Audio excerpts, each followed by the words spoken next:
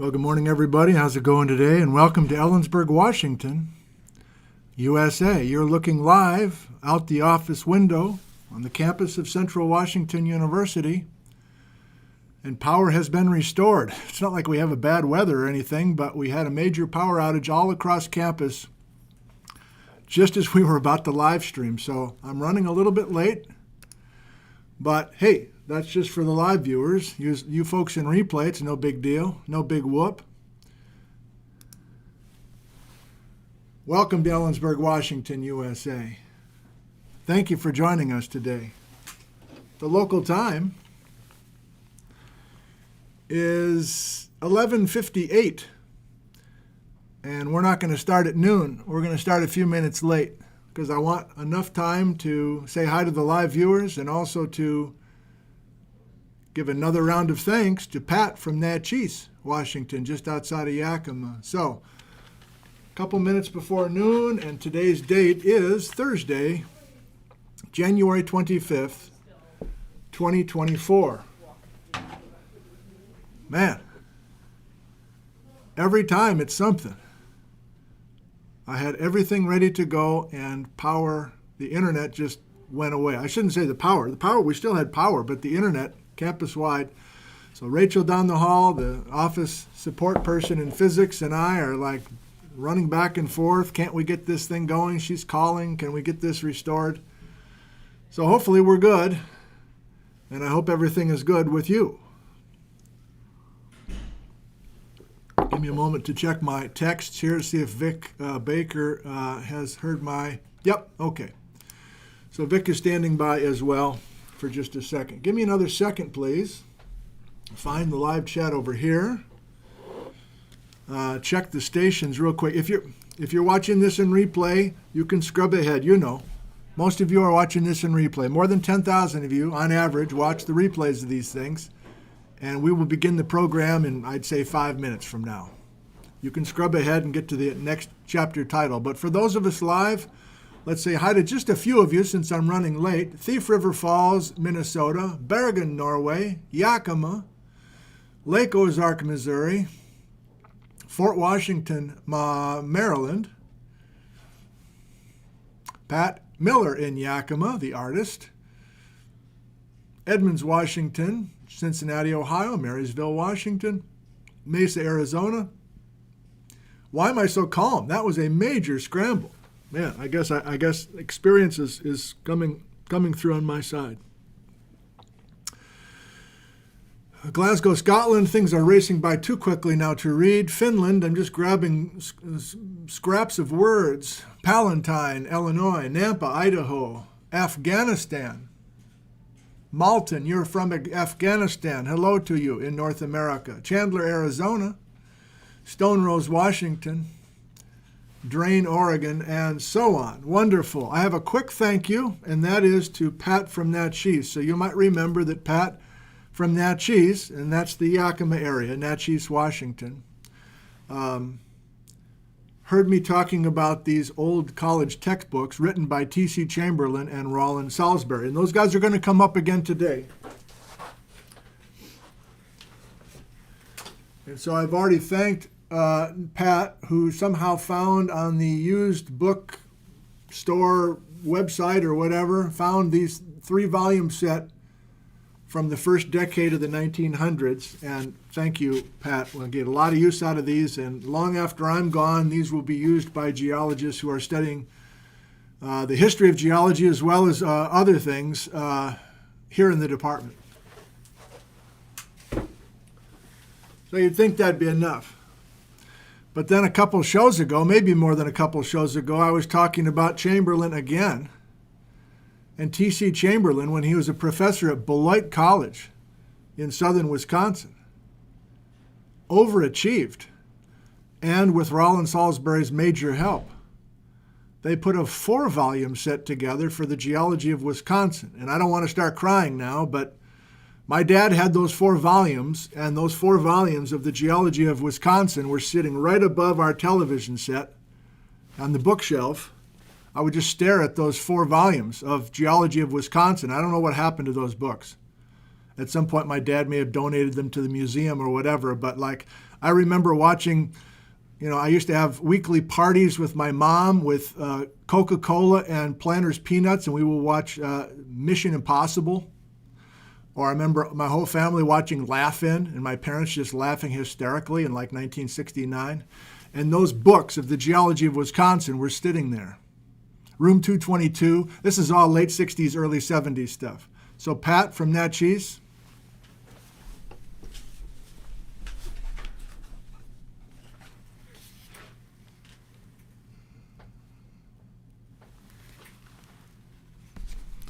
I'm not going to do it now, but I burst into tears. It was great to see these books again, Pat. And they're all books written by T.C. Chamberlain.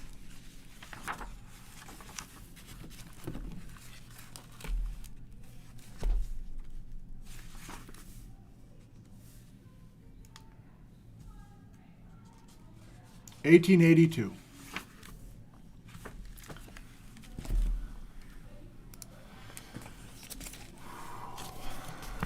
What can I say but thank you? I've already thanked you by email, Pat, but I'm thanking you here publicly as well. These will go on the bookshelf. Okay, I know I'm late, but whatever. I needed to do that. So a couple final quick words to you live, and then I'm going to take my walk. I still need to take my walk. I'm still scrambled. And we've got visitors, middle schoolers from Grand Coulee, up by Grand Coulee Dam. Relative of Randy Lewis is one of the middle school teachers. He just talked to me for a while out in the hallway. Beautiful long braid. Okay. So, if you can still hear me, I like that door open, even if it's loud. You know the drill by now. And here we are today, January 25th of 2024. Vic Baker, and we'll start this program in just a second. Sky Cooley is coming back, and he will be the guest this coming Sunday, January 28th. Oh, he's on a Zoom right now. I was going to say you guys can get a picture with him. Hey, you guys. Hey, can we get a picture? Oh, sure, you bet. A couple of these guys? Okay. Hey, you guys get this? Like, jump in or something? Okay, come on. You guys know Randy Lewis? Have you heard that name? Yeah. Awesome. Got it. Okay, you guys. Cool. Thanks for visiting. All right, see you later. Everybody's related to Randy Lewis. Didn't catch that gentleman's name, but he's doing nice things. What was I about to say? Yeah, this. So please come back. Sky Cooley this coming Sunday. Larry Smith, Glacial Lake, Missoula on February 1st. If you are interested in another talk tomorrow, Friday at noon, Susan Kaspari will be live streaming her talk about her experience as a Fulbright scholar in Norway. That's tomorrow at noon. Okay.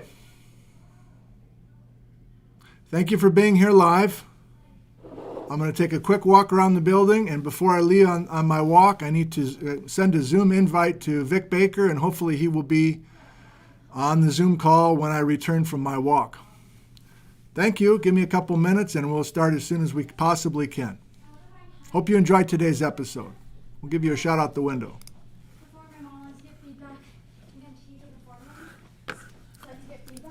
And I'm going to start talking to myself.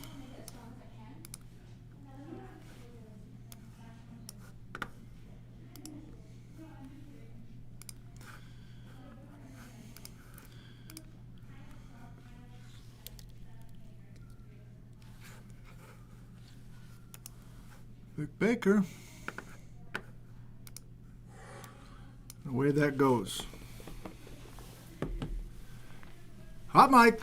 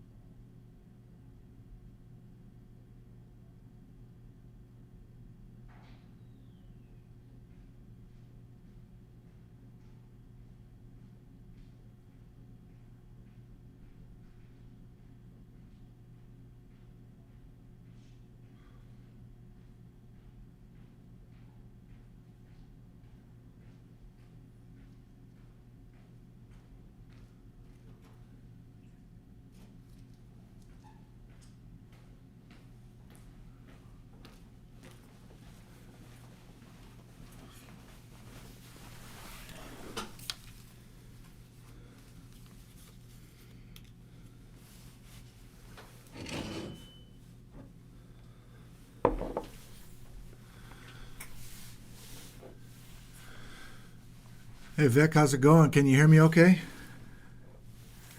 Good, good. Ominous is the right word, man. I don't know who's behind behind that, but yeah, I think yeah. Well, I wouldn't be shocked, I guess, but yeah, okay, very good.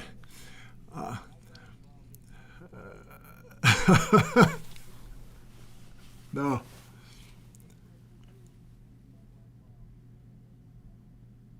Yes, sir. Yes, sir.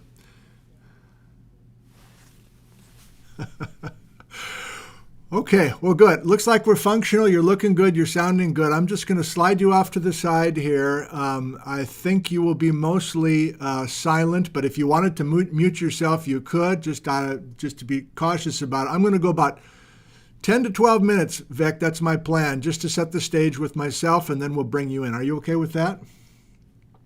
Okay, good. Okay. Yeah. Okay. All right. Well, thank you. I'll bring you over. Great.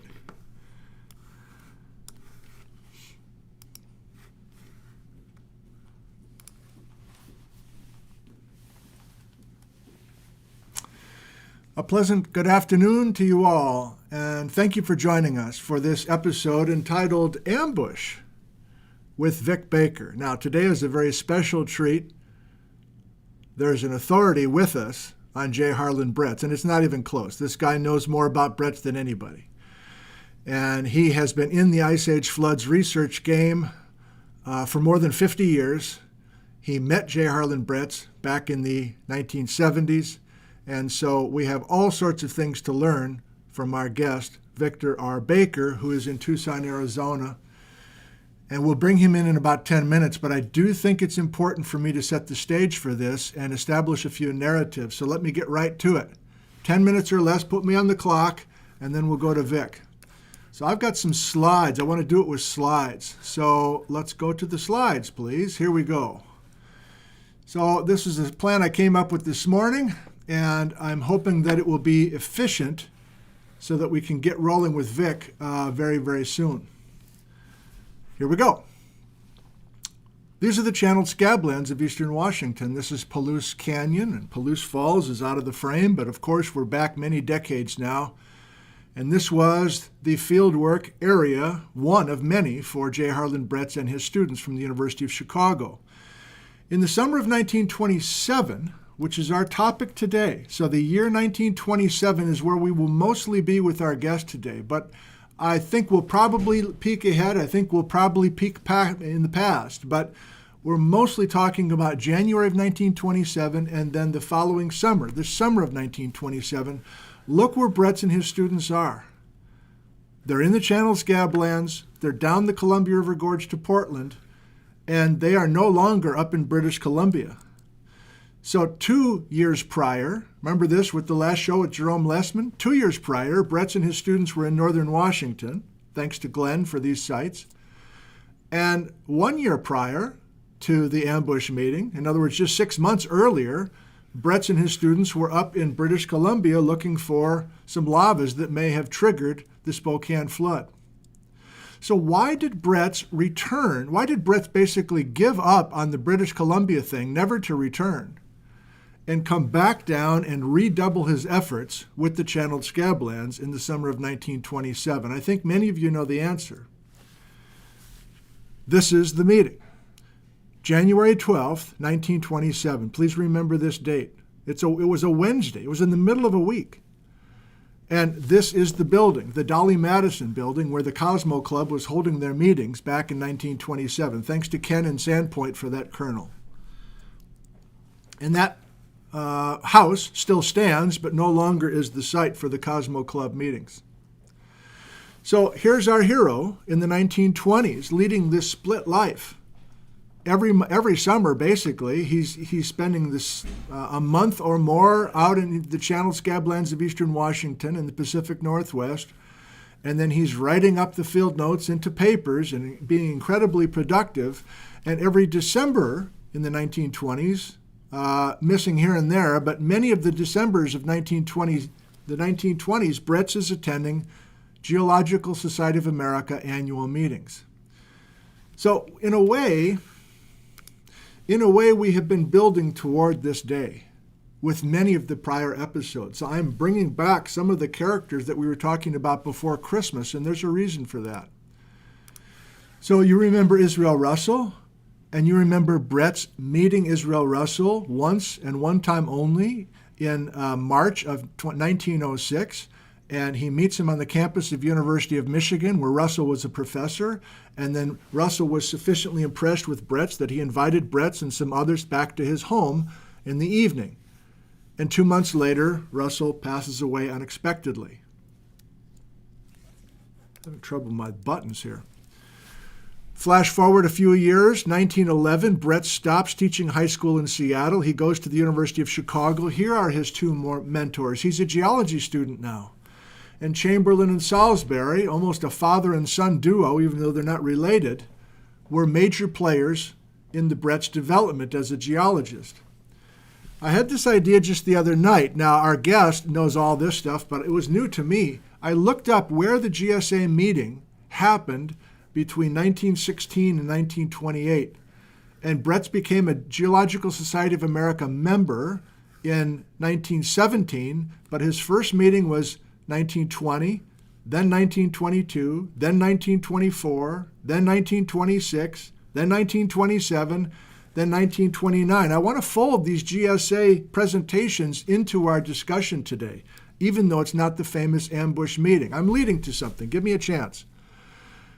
I think the first GSA meeting that Bretz attended was in his own building.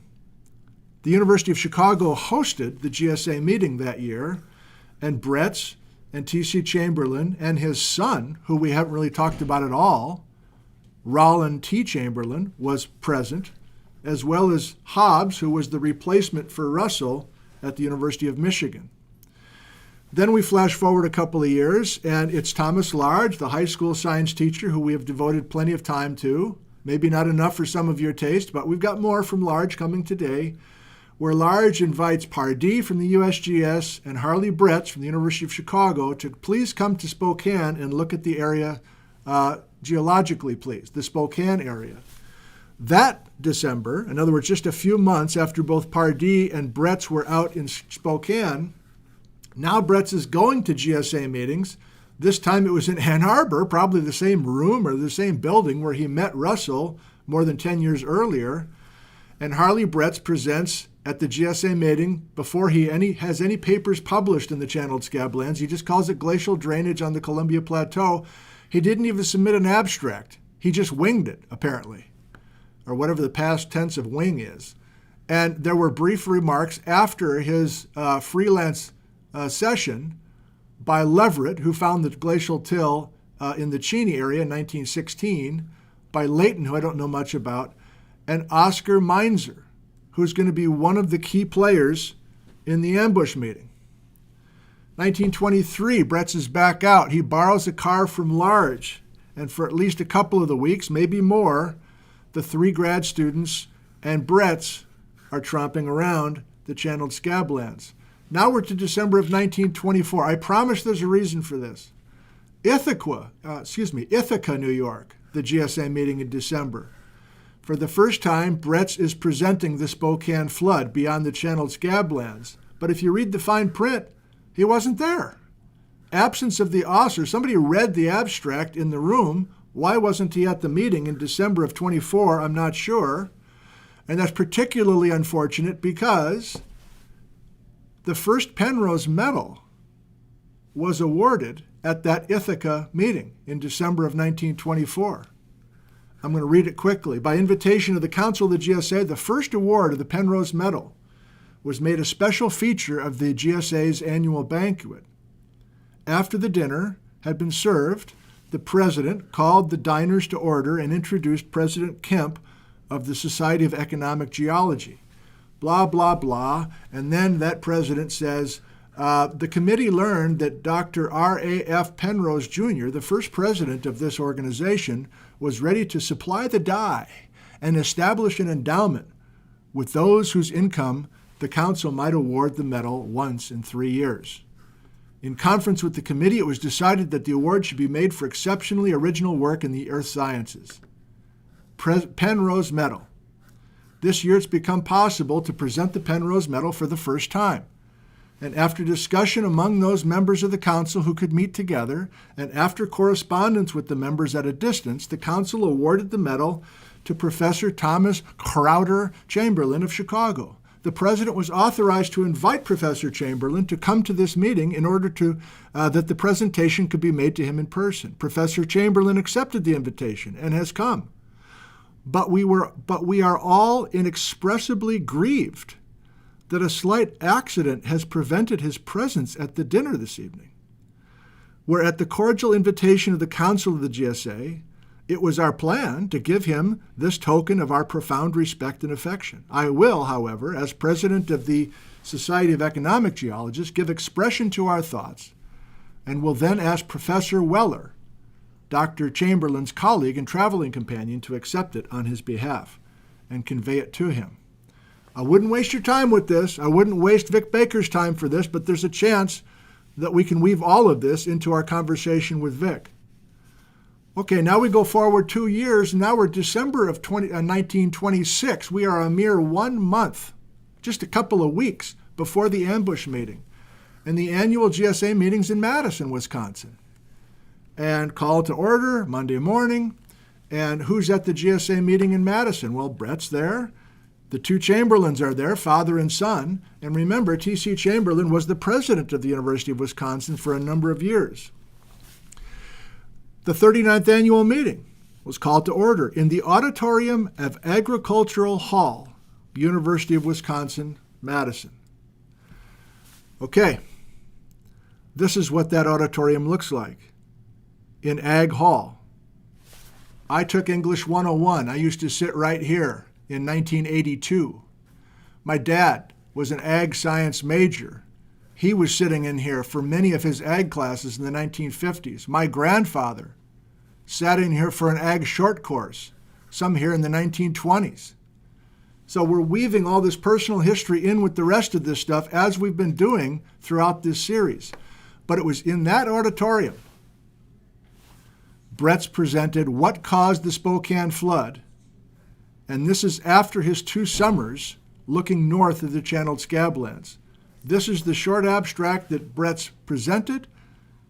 New data will be presented, the distribution and character of the channeled scabland and associated gravel deposits of the Columbia Plateau. They indicate that the Spokane flood was an even greater affair than previously thought. The field has not been sufficiently studied to justify a definite affirmative. The paper is a report of progress in following up a promising clue. 2 weeks later is this ambush meeting. I've got questions about why this meeting even happened. This is a letter from Brett's to Large. I want to read it once we get a chance to visit with Vic Baker for a little bit, but this letter needs to be read. I don't think Vic has seen it, but it's written from Brett's to Large just a couple weeks after the ambush meeting.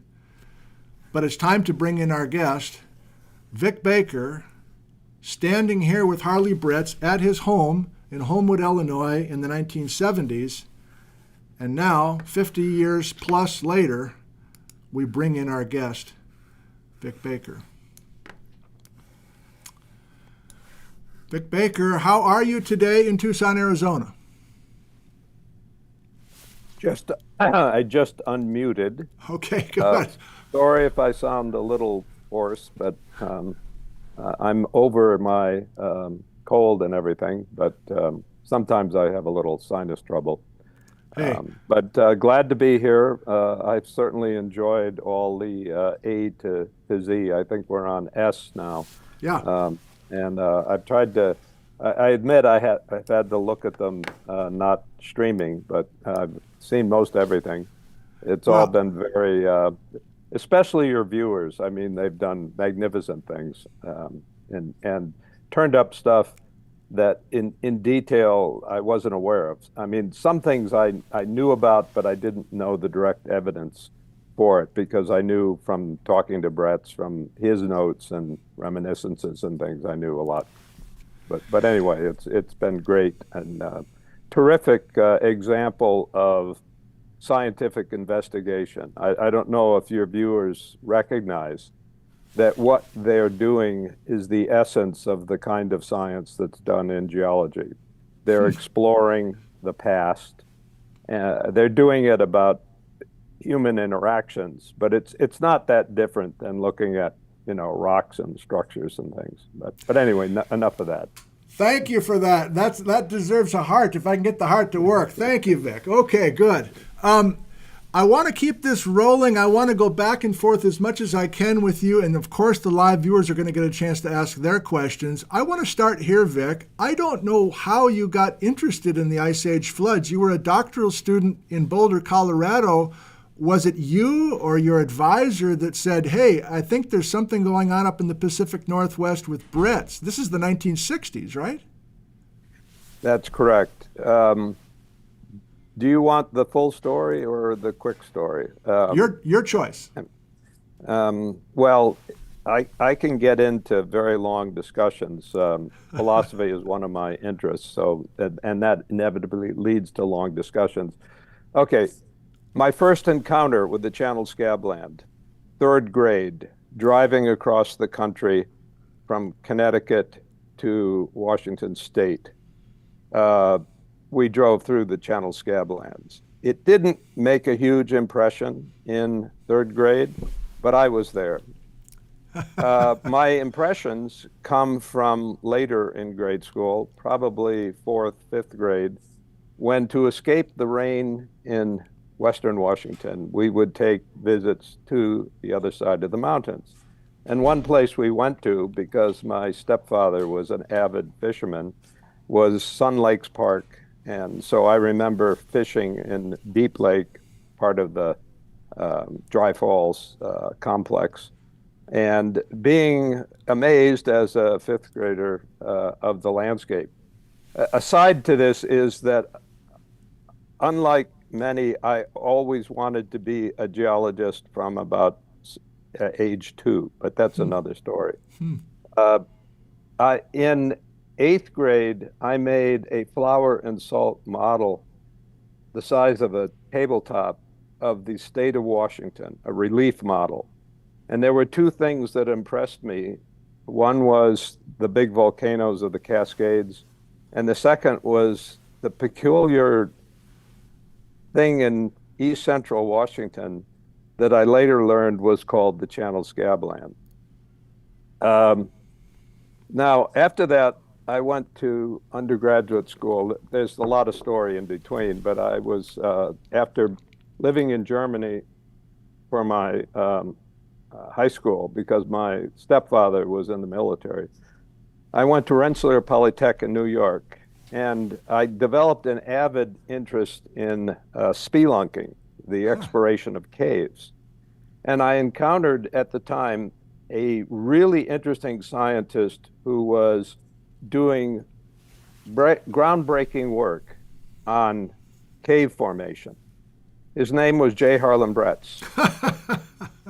After his Scabland work, J. Harlan Bretts, after retirement in 1947, took up avid work on caves. He published several books on it, most famously The Caves of Missouri. He was an innovator in that, just as he was in anything else that he undertook.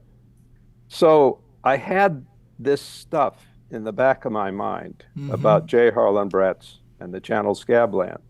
But I went to grad school thinking I was either going to study structure and tectonics or groundwater.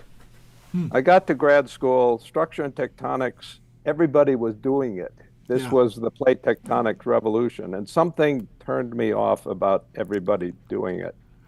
I was avidly pursuing study of karst and caves.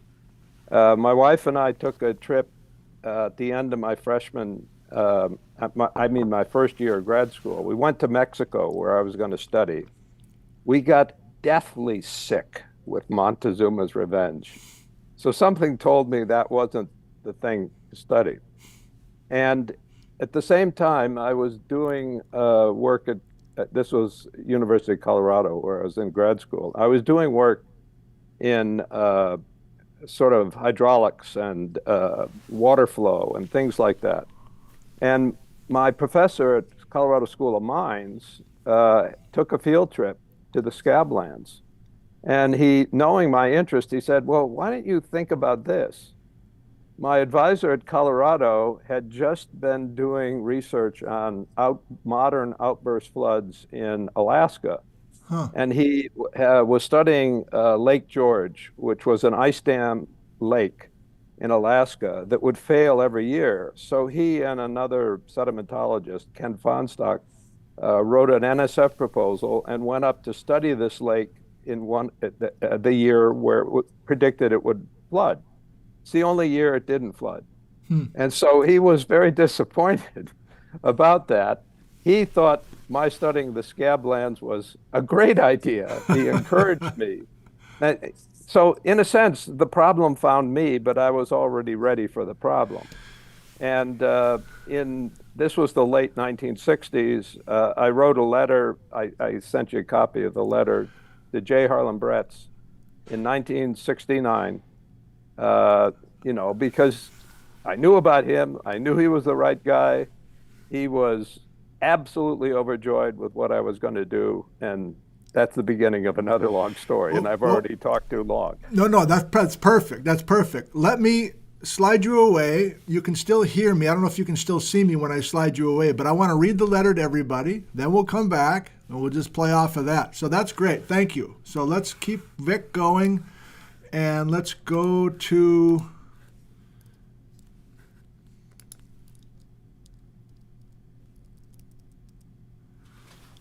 All right.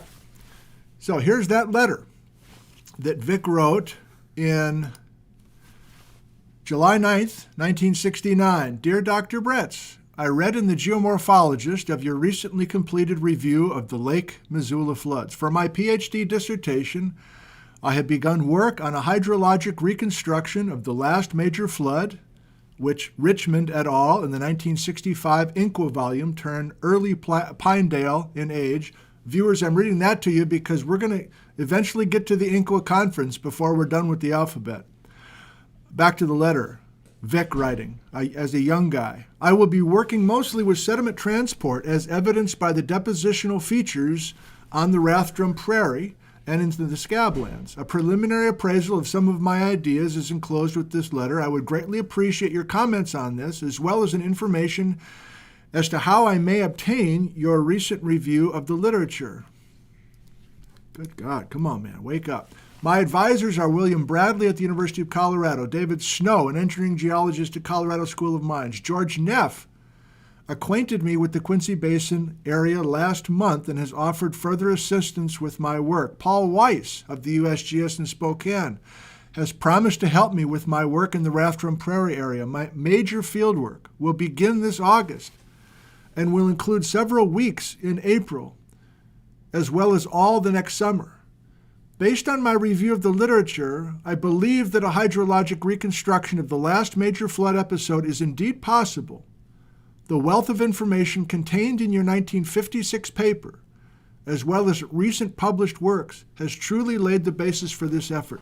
My own contribution will only be to apply the quantitative principles of engineering hydraulics and sediment transport to the interpretation of the flood. Hopefully, I will be able to establish approximate limits on the magnitude and duration of the event.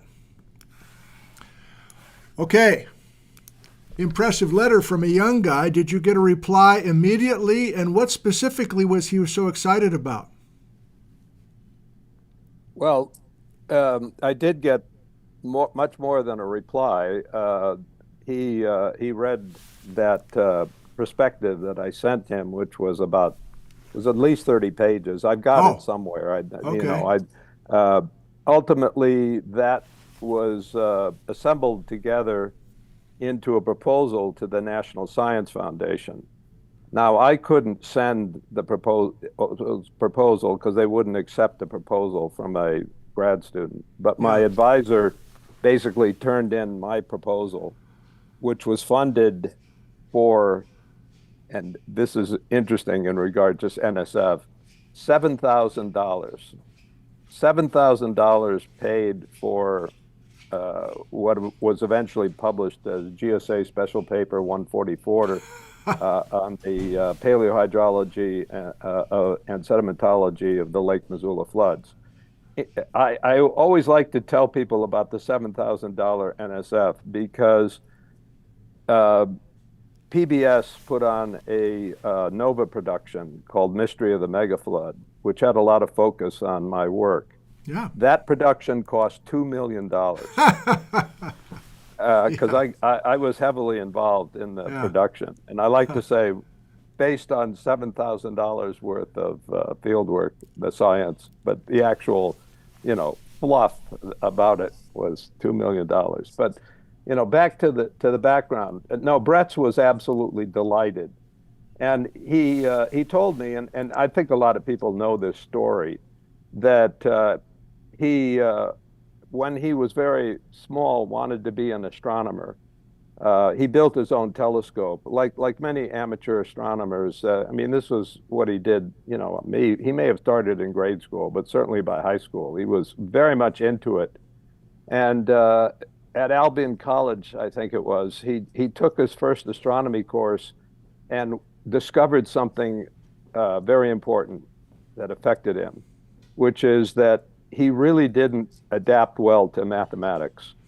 And he ascribed this to falling out of bed when he was a young child and hitting the side of the head that does mathematics. So he said he was delighted that I was going to do hydraulic calculations. He had tried to get some engineers to help him. I think it was in his 1925 paper, he got an engineer to do a calculation that will get a gap for the flooding. But he himself just avoided anything mathematical. And fortunately, although I was a grad student, had been working for the United States Geological Survey, and ultimately I got an appointment as a geophysicist for the survey.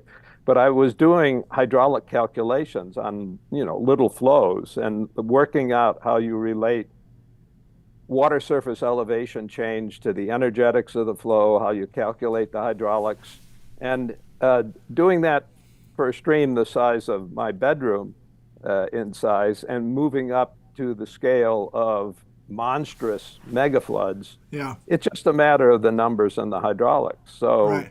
it was natural for me to do that. Bretz, as I say, was delighted.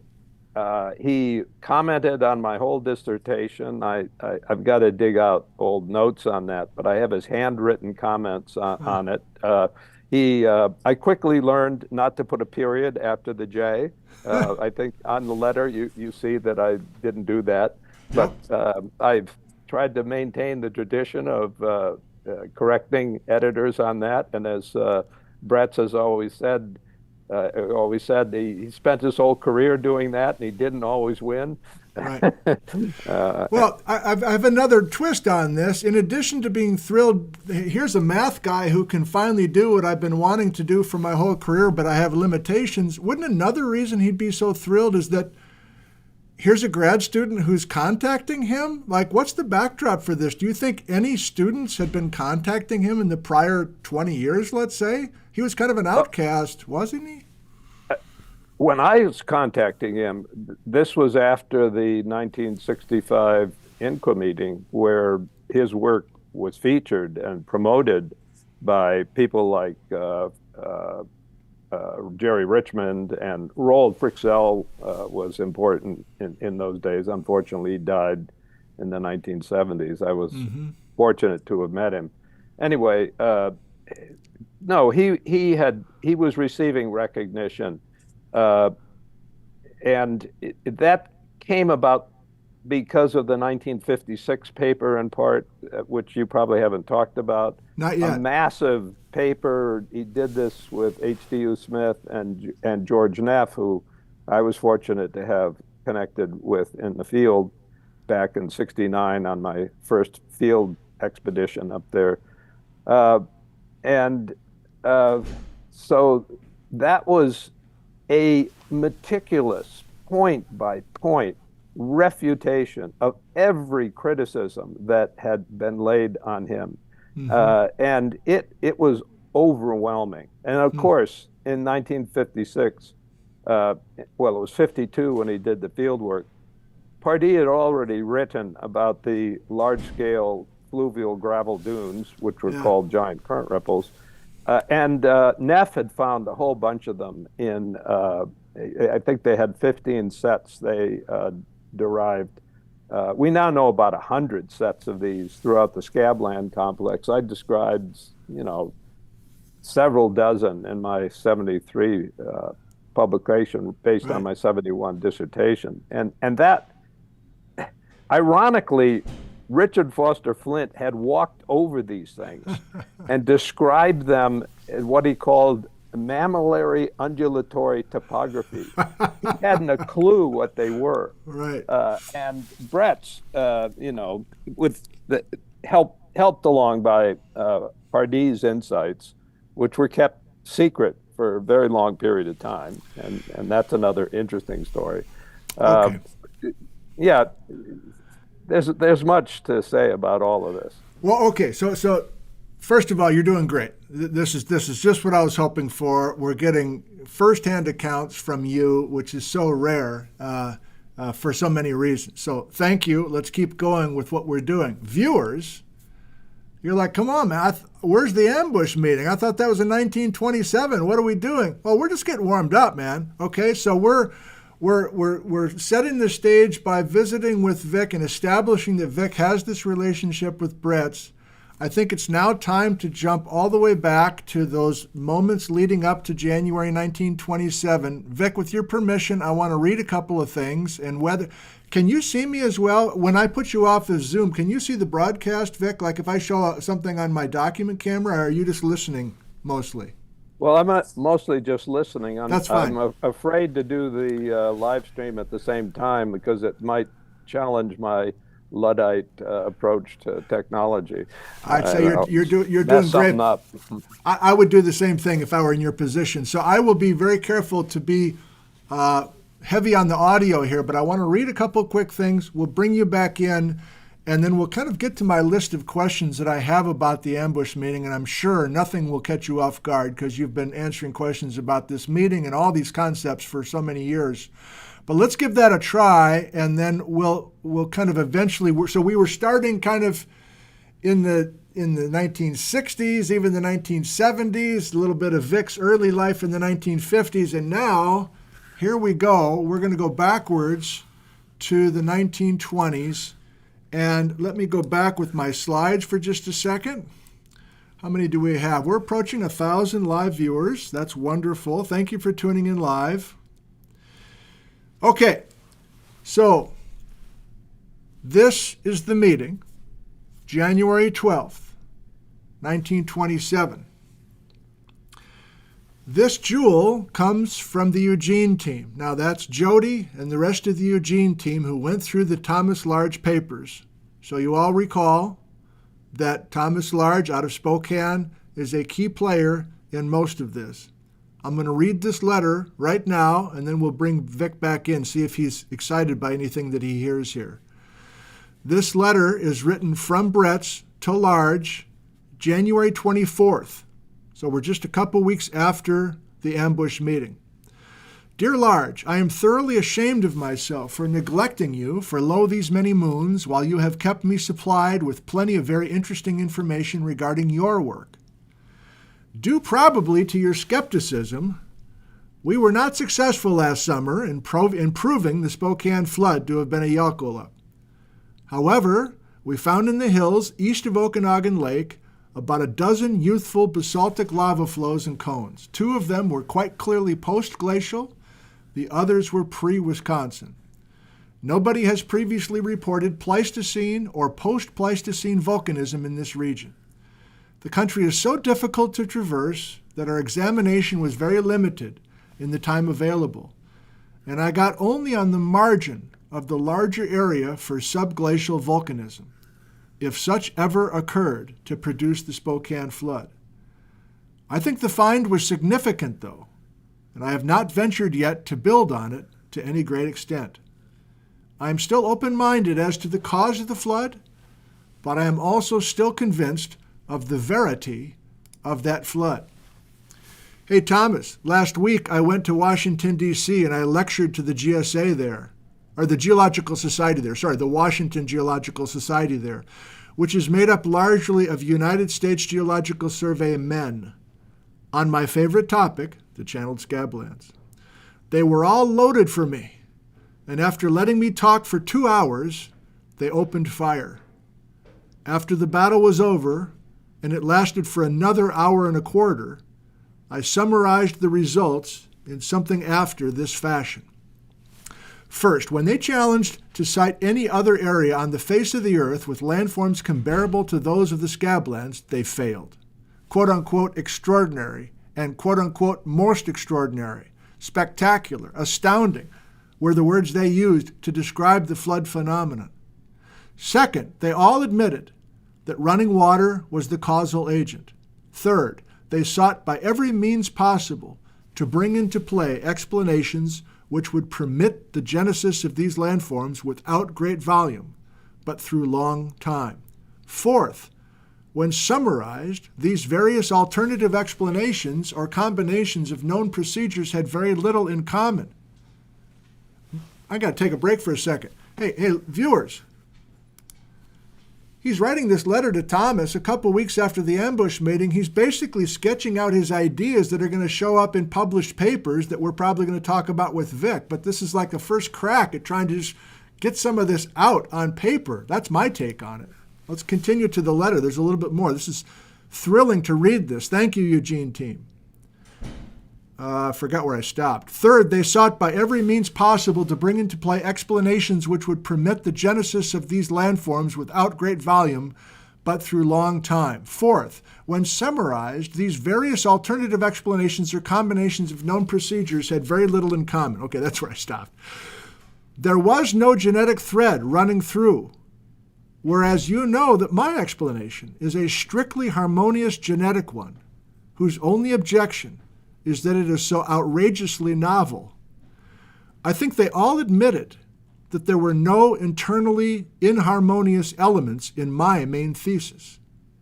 Fifth, the coincidence in distribution of these extraordinary forms produced, according to them, by exceedingly unusual combinations of normal conditions can be nothing more than coincidence. Where my hypothesis makes the coincidence is distribution a genetic association. It seems to me that insistence on the extraordinary association without genetic relationship is much more of an outrage than my conception of a Spokane flood. Large, I found supporters as well as opposers in the group and obtained many valuable ideas from the discussion. Nevertheless, I insist that the only way to treat a doubting Thomas in the present stage of the problem is to take him by the ears and lead him up on the top of the bluffs on the east side of Wallula Gateway. Then he goes on to talk about Coeur d'Alene and Panhandle of Idaho and some other local things. He says, closes his letter, I expect to make my annual visit to the plateau again this summer. Very truly yours, Harlan Bretz. And then a little P.S., which is in a handwritten script. Pardee was very quiet. His only moment was whether talus was higher on south-facing cliffs than on north-facing. Pardee and Brian will have a paper out soon on the Palouse soil problem. I understand that the idea of derivation from basalt, directly or indirectly, is definitely disproved. Loess from acidic rock waste. Okay. Vic, putting you on the spot, but anything unusual or anything catch your ear that you really hadn't heard from him before in that letter? Well, it's more complicated than that. Yeah. The letter, it has connections to things that I definitely knew about that haven't been discussed very much. Okay.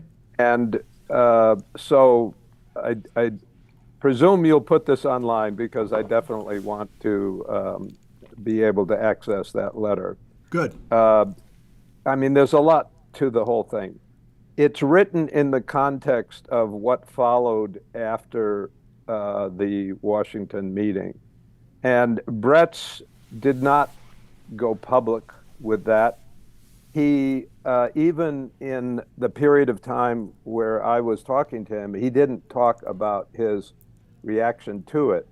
Now, subsequently, Sonicson, who wrote the Bretz's Flood book, with whom I had extensive contact for the preparation of that book, he was able to interview Rhoda, his daughter, pretty extensively. And Rhoda was old enough to be very sensitive to what was going on. So in Sonicson's account of his interviews with Rhoda, she relates that Bretz was quite disheartened for a period of time afterwards. It wasn't that long, but it impressed a young girl that, you know, he was a bit down. But it didn't take long because he rebounded. Oh, yeah. He had people that even then were supportive of him, people who did not reveal themselves directly as being supported. And one of the people who was supported, who is indirectly implied by terminology that used J. Harlan Bretz. J. Harlan Bretz refers to his idea as outrageous. He uses the term outrageous. So why is he referring to his thing as outrageous?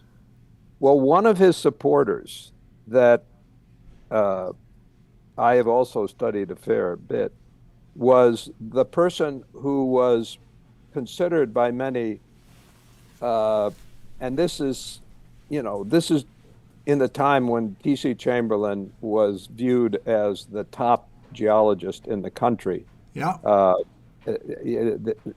T.C. Chamberlain is another guy of my great interest. In fact, there was a thing that was done by a guy named Cattell of the top scientists in different fields, and he actually published. He wanted to publish the listings, but it didn't get published till a long time later. Okay. T.C. Chamberlain was listed as the very top and best geologist of the country. Grove Carl Gilbert was number 2, but the guy I'm going to mention was right on the list, William Morris Davis. Oh. And William Morris Davis gave a lecture. This was when Davis was a visiting professor at the University of Arizona, where I am located. Yeah. He was here for 4 years. And he gave a lecture at Berkeley, I think it was 1926, The Value of Outrageous Geological Hypotheses. Really? Bretz is not mentioned, but Bretz communicated, Davis communicated with Bretz, and I think it was at the time of this post-meeting, supportive of, not necessarily in total belief of Bretz's idea, but supportive of raising an outrageous hypothesis and questioning even the basic principles of geology. He writes about this in his paper, which was published, The Value of Outrageous Geological Hypotheses. And Davis, he did want to mention one example of an outrage. And he said, here's one, Wegener. That the idea that continents move around, boy, is that an outrage. And so that comes through in the letter, and one suspects that Bretz's choice of the word outrage, the recognition that there were people who supported him in what he was doing, like Davis and others. Another person very supportive of Bretz, probably not fitting this time frame, was Aaron Waters, who was I think Aaron Waters was a volcanologist, but Hmm. he was born on the Waterville Plateau Yeah. in Washington State. And so he knew Bretz's work. And Bretz's students, in the 20s, there was an undergraduate at Chicago who took Bretz's field courses, became one of the most famous geologists and geophysicists of the century, M. King Hubbard. Mm. And these people, they they really worship Bretz. I learned this later when I was assembling Bretz's material for the Penrose medal. Yeah. That's another long story about how he got it. But I was charged with preparing all the material for that. Well, So there's a lot in that letter, and as I say, I've got to go over it in some detail. It's related to efforts that I'm engaged in presently to good. describe how geologists think about things. Good. Okay. Well, Eugene team, you're coming through directly for Vic and others who are wanting to continue to work on some of these connections. So that's a beautiful thing. I want to do one thing, Vic. Just hold tight. I want to show with a document that who were the obvious players were at the meeting, and then I'm going to come right back to you. You can just listen to me, Vic. So viewers, you can look at this right now. Here's the ambush meeting. Here's Brett's. And it's really 6 USGS men who are featured in the report. And this is one of many documents that you have waiting for you at the website, all written by our guest today. So William Alden, James Galooly, Edwin McKnight, George Manfield, Oscar Meinzer, Joseph Pardee. Back to you, Vic. Who is in the room that was supporting him? Didn't he just say in this letter that he had some supporters in the room? Maybe I read that wrong, but who else was in that room? Do you have any sense of that? Well, for one thing, that report that's in the Washington Academy is an incomplete record. Oh, boy. It is only, it was written after the fact. It's made to sound like that was all that was going on. But as Bretz himself noted, yeah, that's one of my books on the topic. That reprints a number of the papers with a bunch of commentary that I had. I think that book came out in 1981 or 82. I think it was 81. That it's not easily available. I'm surprised you were able to get a copy of it. Well, I took that book. Let me show the viewers real quick. You're just going to go silent for just a sec. I took the book. I just Xeroxed those pages out there, Vic, and I'm showing the viewers right now all my little chicken scratch, trying to keep track of it. And this again is available to you guys to read very carefully. But it starts with Brett's and his abstract. You know, he said it took him 2 hours to present all this stuff.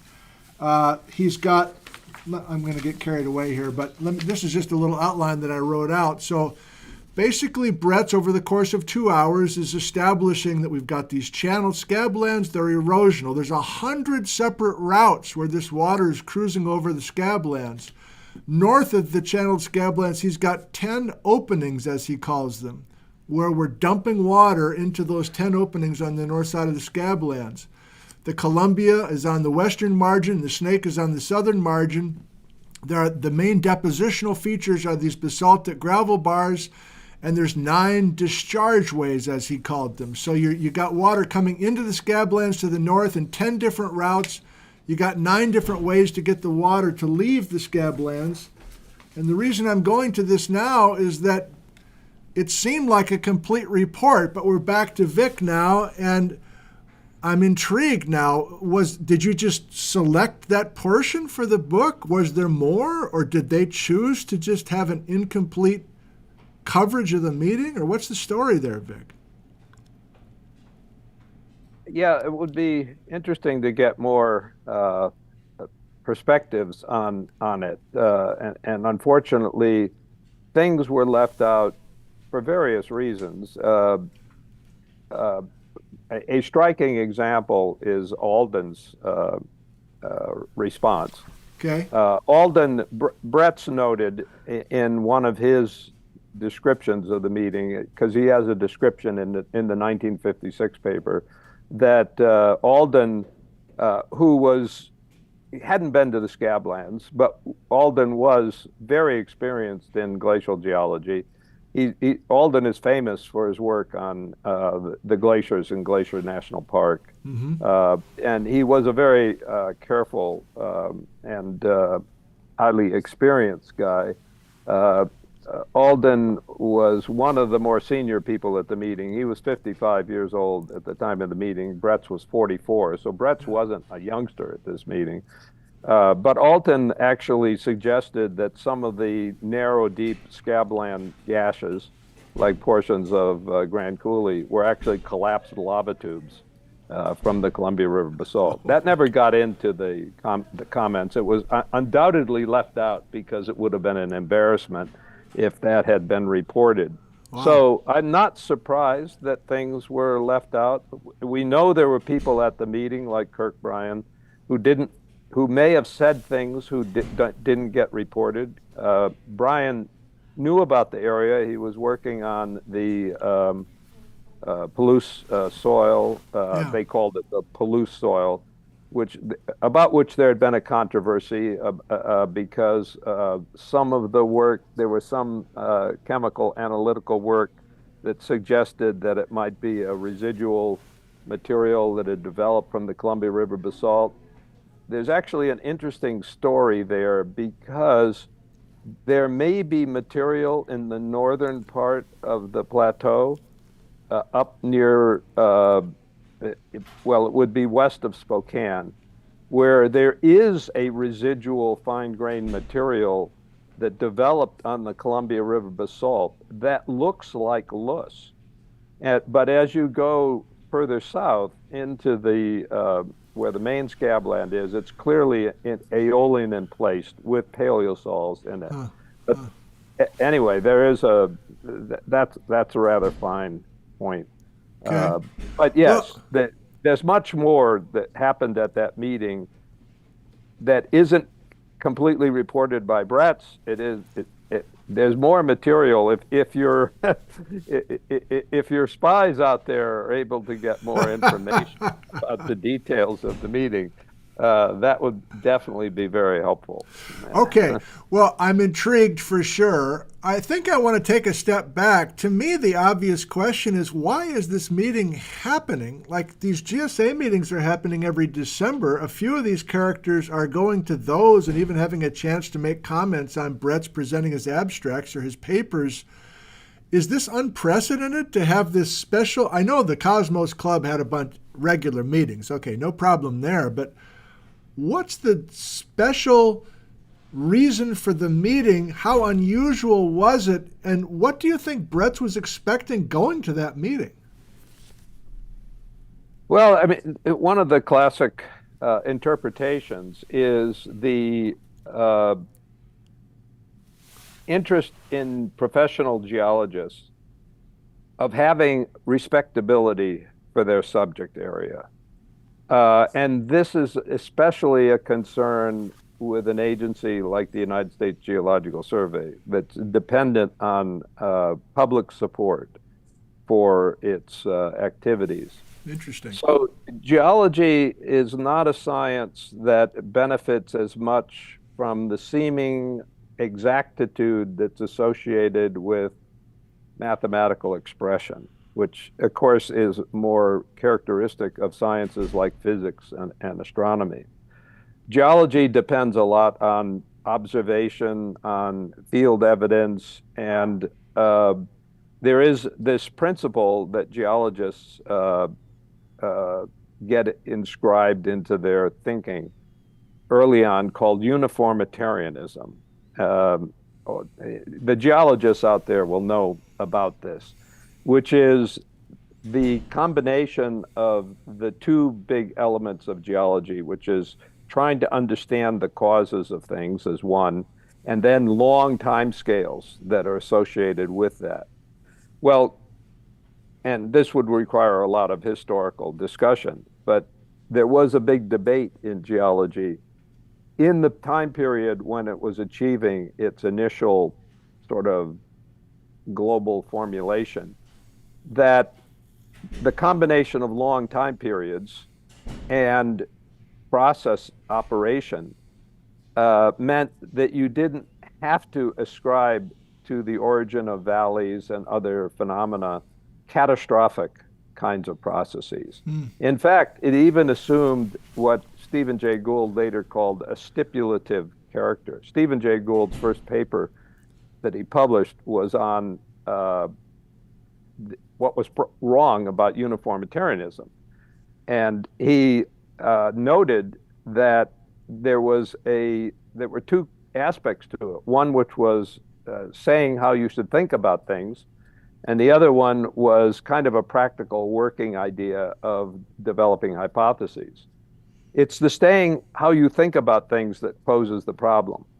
And the two get mixed up because you shouldn't say how nature is before you actually develop the evidence. You should use the evidence to say how it is. And that's the problem, making a long story short here, that developed with uniformitarianism. The USGS geologists had recognized long time periods of the evolution of rivers, like the Colorado River in the West, John Wesley Powell, the originator of the survey. That was important to their whole thinking about how the Earth worked. So here comes somebody saying there was this immense catastrophe that occurred in this landscape. And as the letter noted, they couldn't see any other place that this had occurred. Of course, there was one other place where it obviously occurred and they didn't recognize it, and that was the Snake River Plain, where the Bonneville flood had eroded out the basalt near Twin Falls, Idaho. In fact, Richard Foster Flint, in a later criticism of Brett, said, "Oh, the Snake River produced something similar in the Snake River Plain, and it was a normal river, and therefore you could easily make what was in the Scablands." That's typical of Flint, according to Brett's view of him. And he hadn't a clue that it was also made by catastrophic flooding. We now know there's catastrophic flood landscapes in many places around the world. The whole English Channel was made by catastrophic flooding. I mean, in the last 20, 30 years, we've discovered catastrophic landscapes all over the world and on the planet Mars as well, but we won't get into that. That's, Brett's was alive when all of this was coming up. He was absolutely delighted with how the science was going, and he was well into his 90s and sharp as a tack right to the end, practically.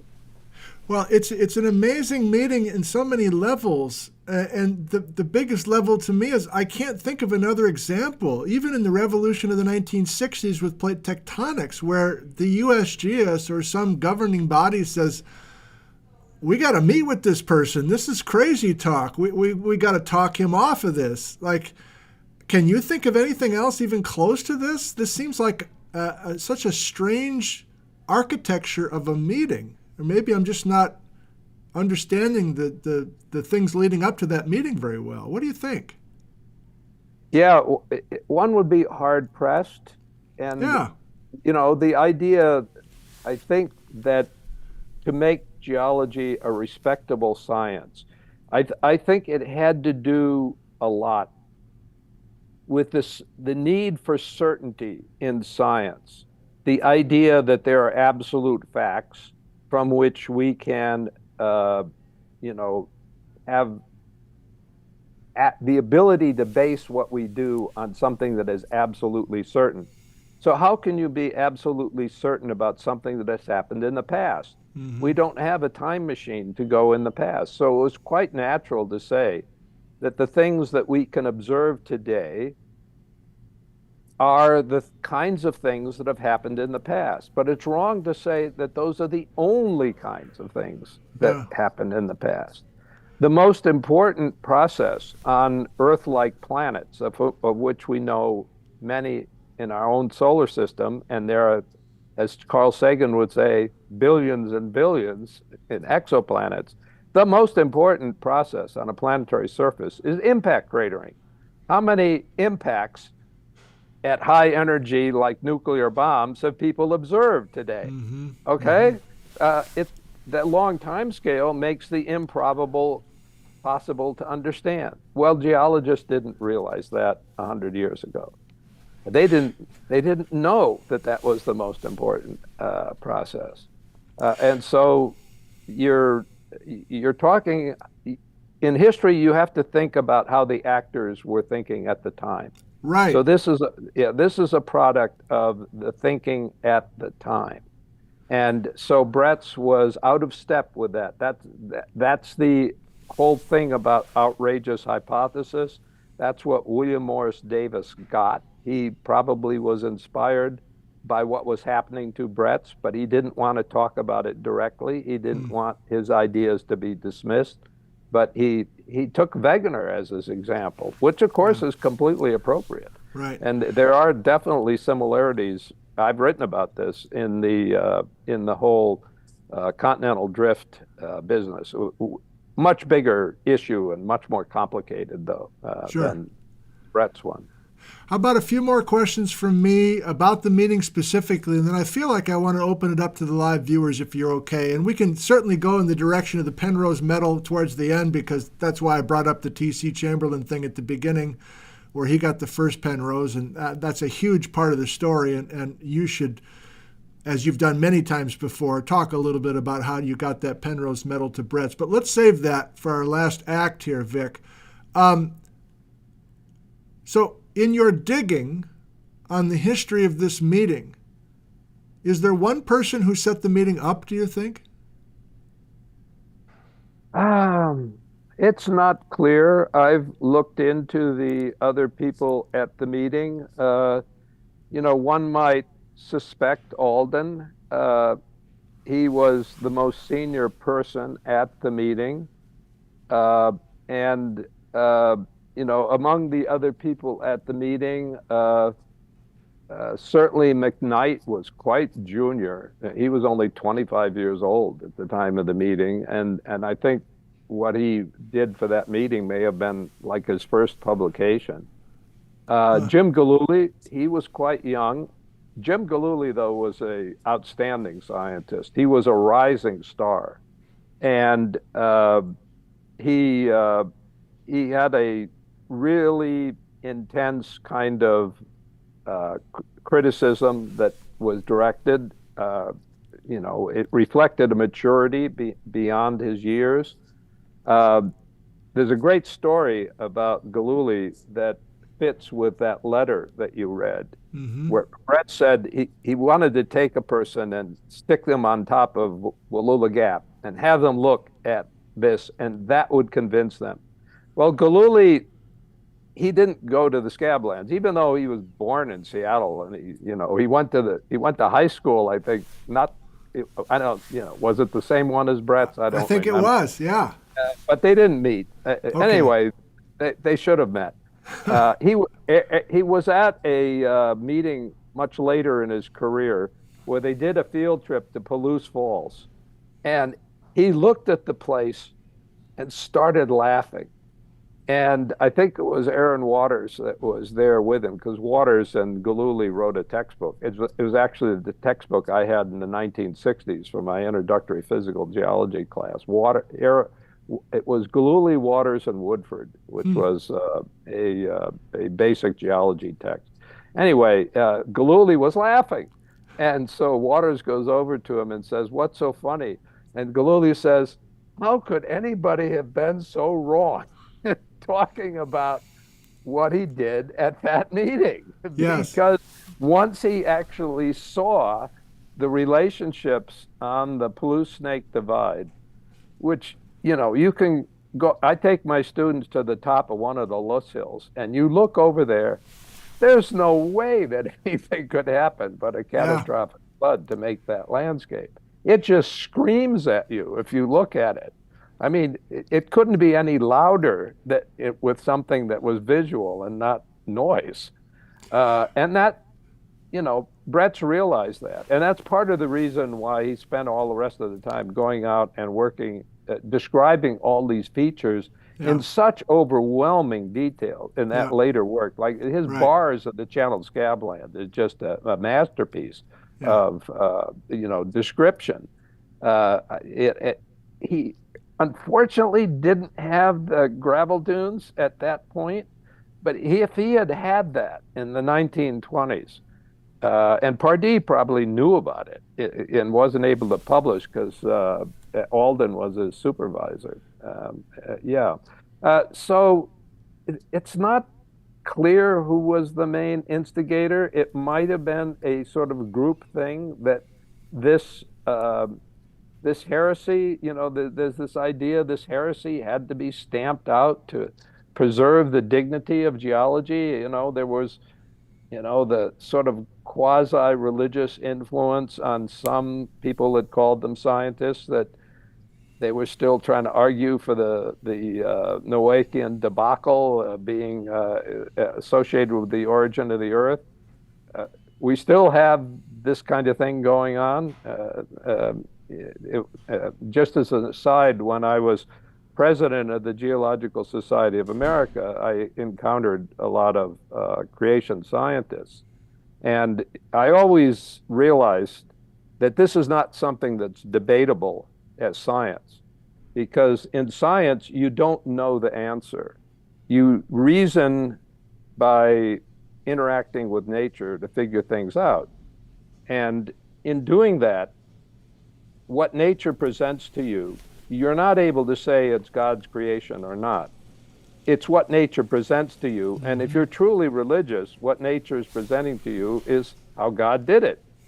So I would never argue with them about the origin of things. I would always suggest that we talk about theology to creation scientists.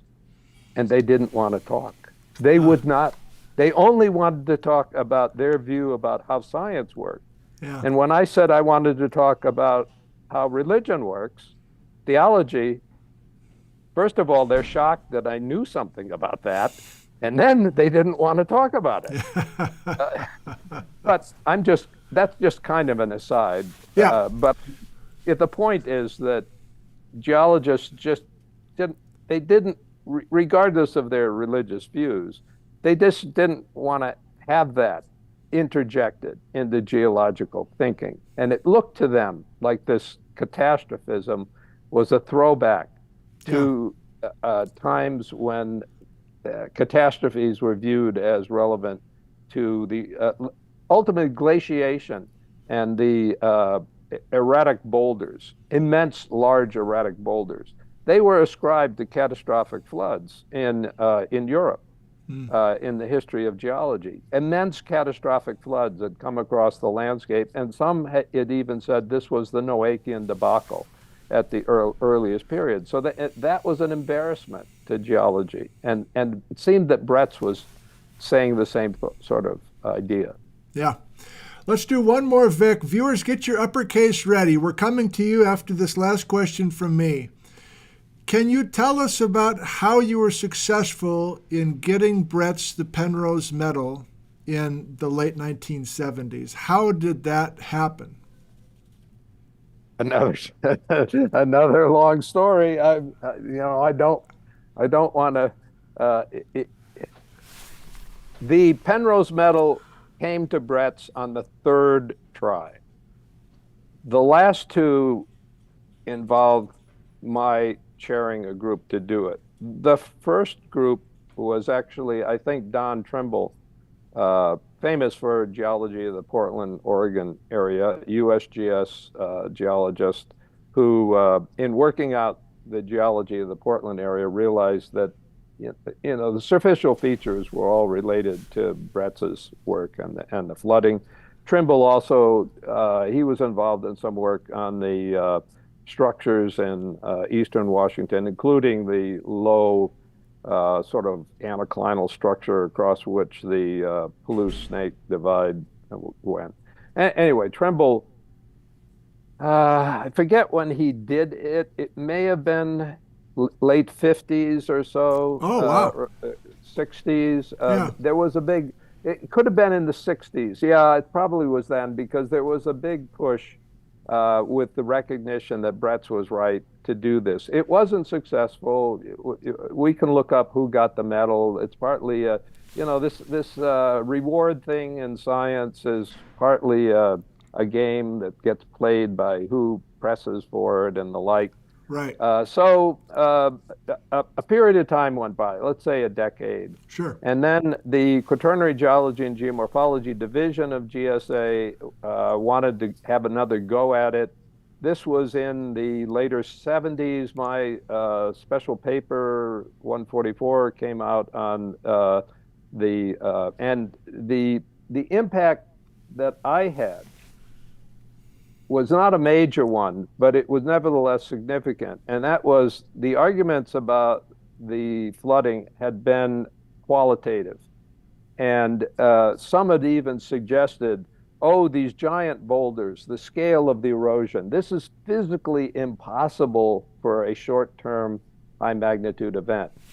There were even those who said rivers can't flow this fast because they would cavitate. That is, the energy level would be so high that you'd hit the vapor pressure and by the low pressure with high velocity, and you couldn't get water flowing that fast. There were even textbooks that said that. All of that was completely wrong. If you understand the physics, there's no way that you could not have the kind of features you see in the scablands, and my work contributed to that. Not because I'm that, brilliant. It's just a matter of how the equations come out. Yeah. And so that was a big thing, and I'd been publishing on it. I also had published on the relationship of catastrophic flooding to scabland features on the planet Mars. I mean, all of this had come out. So I got charged with putting together the package. So initially, I got together a lot of people that knew Bretz, people like Aaron Waters, M. King Hubbard, I mean, a whole lot of famous geologists. We put together quite a package, sent it off to GSA. There was a big mess. GSA could not find his records because he was so old that they figured he'd probably died. And so they couldn't find the material they needed that he was a member. Bretz, in his suspicions, suspected the executive director of GSA, John Fry, because Bretz had a feud with John Fry when Fry was head of the Illinois Geological Survey. This had to do with, I think it was Leverett, maybe it was Leighton, who had been with the survey, and that's another side story. But anyway, Bretz had feuds with lots of people. Anyway, he thought that Fry had squelched his. I don't think that was the case. Anyway, the head of the awards committee, Bill Dickinson, was exceedingly apologetic about this mess, and Bretz went forward the next year, and GSA was embarrassed about what happened the first time. So I think it was the committee of 78 or 79 that, forget the year in which it got approved. Bretz got approved for the medal. It was awarded in 79, late in the fall, like typical GSA meetings. Yeah. I think Bretz had been a little torn as to who should present it. That was decided because I was on sabbatical in Australia. M. King Hubbard, who I thought was, the most, among perhaps the most prominent of the people that was highly supported of the nomination. In fact, Hubbard's 5-page letter, which was never published, is worthy of an entire paper itself, but that's another story. Okay. Hubbard gave the sort of commentary for awarding the medal. Bretz was very he was very incapacitated at the time. He couldn't attend the meeting. Rhoda attended, his daughter. She accepted it, but Bretz wrote the acceptance. And it's a short piece. It was the last thing he ever had published. It wasn't the piece I sent to you, which was published in '78, his introduction to the Channel Scabland guidebook was his last real publication. But in the piece that he accepted the medal is noteworthy. It's noteworthy for the end of his commentary, which of course he refers to the ambush meeting and all the difficulties he had. He's thankful for his students and lots of other things in his life, but he said he had one immense regret in the whole business.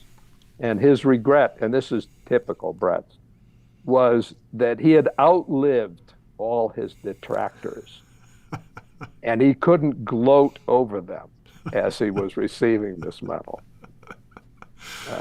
There it is. People who knew Brett's knew this side of his character. He had it's a sense of humor that I found in many other famous geologists. You get to know geologists, you know this sort of thing. That's right. Brett's wrote up a whole bunch of his memoirs, which he distributed privately. You probably have a bunch of them. You've probably gotten them from people. Yeah. In which he's got a jillion stories that totally, part of his reminiscences. Thank you for that, Vic. Okay, live viewers, we'll just kind of go rapid fire. I'm sure Vic has a story for each of these, but we'll just try to get a few of you guys in here. Please use your caps lock or your uppercase. I will read a few of your questions to Vic, and then I think we need to turn Vic loose and thank him for all of his time on this Thursday afternoon. There's a little bit of a delay in the comments. Here we go. Sharon in Malaga asks, Vic, any evidence what T.C. Chamberlain thought about Brett's theory? Oh, that would be interesting. Brett's refers to Chamberlain in several places in his papers. Chamberlain is famous for multiple things, but in the philosophy of geology, Chamberlain published several important papers. One is on the method of multiple working hypotheses. And he then revised that and published a paper about 12 or 15 years later on that extended the method of multiple working hypotheses, in which he'd added a method called the method of regenerative hypotheses. But Brett's wasn't very descriptive of his methodological work, but I think it may have been in his paper on the Scabland bars. And of course, he loved the title because it has reference to things besides the bars that form by running water. But anyway, he described how he always used the method of multiple working hypotheses in his work, and also Occam's razor, the principle of simplicity. But he said, in terms of simplicity, he always had a special concern for the dull places in the blade, and that's reflected in his work. So he definitely was very influenced by Chamberlain in terms of his methods, but he doesn't. It's not. Chamberlain was rather senior and had been moving into administrative areas and things like that. He wasn't. The person who was really, with him in his graduate work was Salisbury. Chamberlain was involved, but more in a grandfatherly way in regard to things, as far as I can tell. I've kind of sniffed that out as we've gone along. It was a few letters back that I thought Chamberlain was going to be a big player, and then there's no evidence that he was that involved in Brett's graduate work, and then certainly after that as well. So I think that's why a number of our folks are asking about Chamberlain, because I thought maybe Chamberlain would be a big guy standing up for Brett's or whatever, but he's just not part of this discussion, it seems like, in the 1920s. In Chamberlain's career, the later part, he was heavily involved in really big questions, like relationships of geology to astronomy. So Yeah. he and Moulton, an astronomer from Chicago, were involved in one of the arguments over the development of the Earth-Moon system Mm. and various giant questions.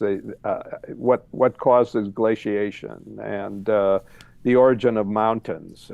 So Yeah. Chamberlain had moved beyond the kind of detailed observational work that Bretz was doing into these larger sort of geophysical kinds of questions. Thank That's you. what one thing, yeah. Yeah. Yeah. Glenn in Spokane wonders if you've taken the time to look at any of these Brett's field notes that are on the website, and if you have, were you surprised, or what caught your eye, or were you surprised by some of those field notes, or had you seen all those field notes before? No, I went to University of Chicago at least a dozen years ago. I'd have to look up exactly when Yeah. to go into the field notes. So I knew well, yeah, it had to be. I talked a little about it in my 2008 paper, which you've got there. Yes. Uh, and so I must have gone like in the early 2000s. Okay. Uh, and I was especially impressed with the field seasons in Canada. I knew about what are now interpreted as tunnel channels that he was describing there.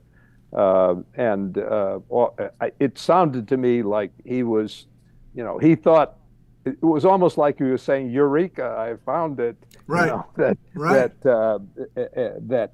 he had his answer, but I knew that he pulled back away from that, uh, and so, but I hadn't gone over the. I mean, your viewers have done the placing him on the map in every location, figuring his train routes. No, I hadn't done any of that, but I'd read over the field notes, but I didn't. What I did was I had to sit in the office 2, 3 days and reading Right.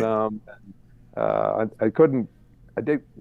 Wasn't able to copy them. I just made some notes. I used them for some of my own purposes. So what you've done in putting them together, putting them online, the GIS location stuff. I mean, that's fantastic. I mean, people that are really into historical work will benefit from that. I'm not going to get into that kind of detail. Sure. Um, Well, that's you, Glenn. Way to go, man. That's Vic calling you out. Nice job. How about one more, Vic? Ken and a number of people asking about maybe a personal story or two between you and Brett's. Like when you visited, how many times did you visit his house? And can you give us a sense of what it was like to be with him? uh, well, I did go there to visit him in person twice. Okay. Uh, and I think one was earlier and another one was later. This was all when I had money that was related to the NASA work that I was doing because I had support to do that guidebook, Yeah. the Channel Scabland that I did with Dag Newmandahl, and then and so I wrote the chapter on the whole controversy, partly based on being with him. Uh, I mean, he was then in his 90s. I think when I first communicated with him by mail, which I did, had extensive communication. He was in his 80s. He was always very sharp. He had a study and that he was writing his memoirs in. He loved smoking his pipe. He had all these things that were related to his interactions with students because he'd bring the students over to his house, which was known as Boulder Strewn, because on his many trips, and this was not just to the Scablands, this was trips to caves in Missouri, all over the country. He collected boulders and he placed them all around the house, called boulder strewn. And of course, he loved to take the students out, and they'd have to identify these, and they'd have to figure these out, and they would, go through a whole lot of. Any visit to him was always a geology lesson. At the end, typical of a geology trip, there was a chance to imbibe. And Brett's was a cultivator of the alcoholic derivative from the grape. In other words, he made wine, and he made different kinds of wine. And he had this wine in a sort of elaborate cage or jail in the basement with a lock. And it was up to the students to figure out how to get this puzzle of a lock to open to get the refreshments that were therein. Yeah, no. And he had, so his basement was fascinating. That's where he had his shower. Every day he would take a cold shower first thing in the morning. And that was how his day got started. The house, by the way, the house is now a B&B. Yeah. You can go and you can stay in the house he built. When was it? In the early 1900s, out of the Sears Roebuck catalog. Right. It's there, and the guy that owns it was actually a postdoc at Chicago. Is now a professor at Louisiana State, I believe. I was, of course, in the house when he was there, so I haven't been back since. But if people want to do it, they can figure out how to get there and stay in Brett's house. I don't know if all of these things are there that were there when I was there, but that was an important part of the process. Well, So, I'm sure that very memorable time for you to meet him twice and to have all those letters, all that back and forth, and then to be able to devote so much of your career to just continuing to amplify his work. And then, of course, you're doing your own work. It's not like you're a novelist. You're doing geology as well. So it's just you've been an inspiration for so many of us for so many years. Here's to you, Vic, just for all of your time this afternoon and your willingness to be with us today. Thank you very much, Okay. Vic. thank you. I love the opportunity to talk about those things, and I'm delighted that you have viewers that are so engaged with the process. It's really how science should be communicated. Having people involved with it so they know what scientists really do is far better than, spitting out lots of facts that are seemingly unconnected to their lives. So, Hear, hear. Great Totally job. agree. Thank you, Vic. Okay. Well, we'll see you down the road. I'm going to continue with these guys for a little bit, but I'll be emailing you down the road for more questions, I'm sure. So thank you so much. Have a good rest of your day, Okay. Vic. Okay. Okay. Bye. Bye-bye. Bye.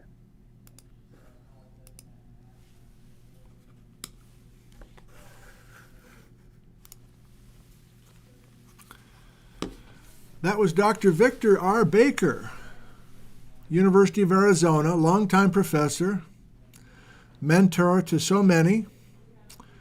And, of course, we thank him for his time this afternoon.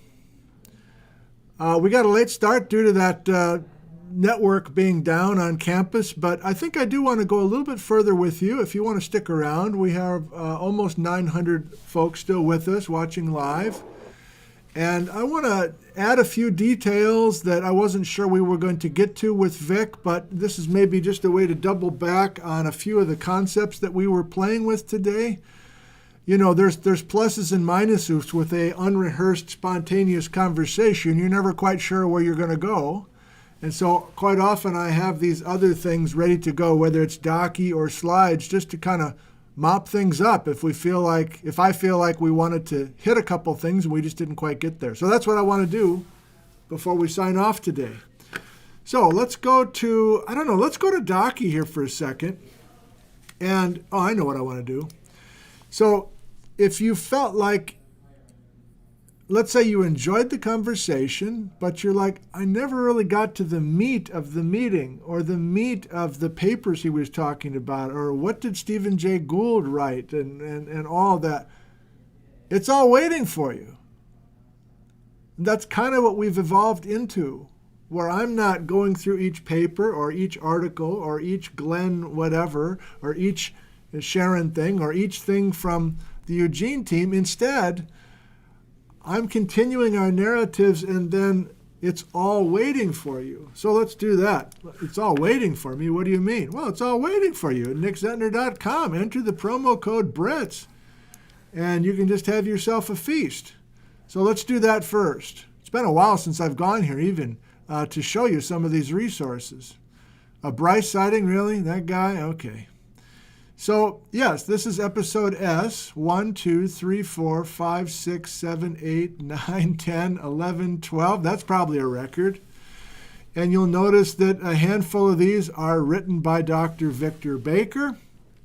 There's the recap of the ambush meeting, and that's one of the things I learned today, that this, out of this volume that Baker put together, is published by the Washington Geological Survey, but in Vic's mind is a kind of a sanitized version of the meeting or an incomplete reporting of the meeting, whatever.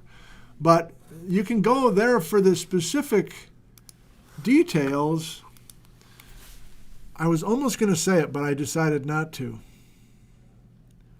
I don't know, when I read the back and forth of the ambush meeting, it seems kind of tame to me. Like, I don't really read it as an attack necessarily.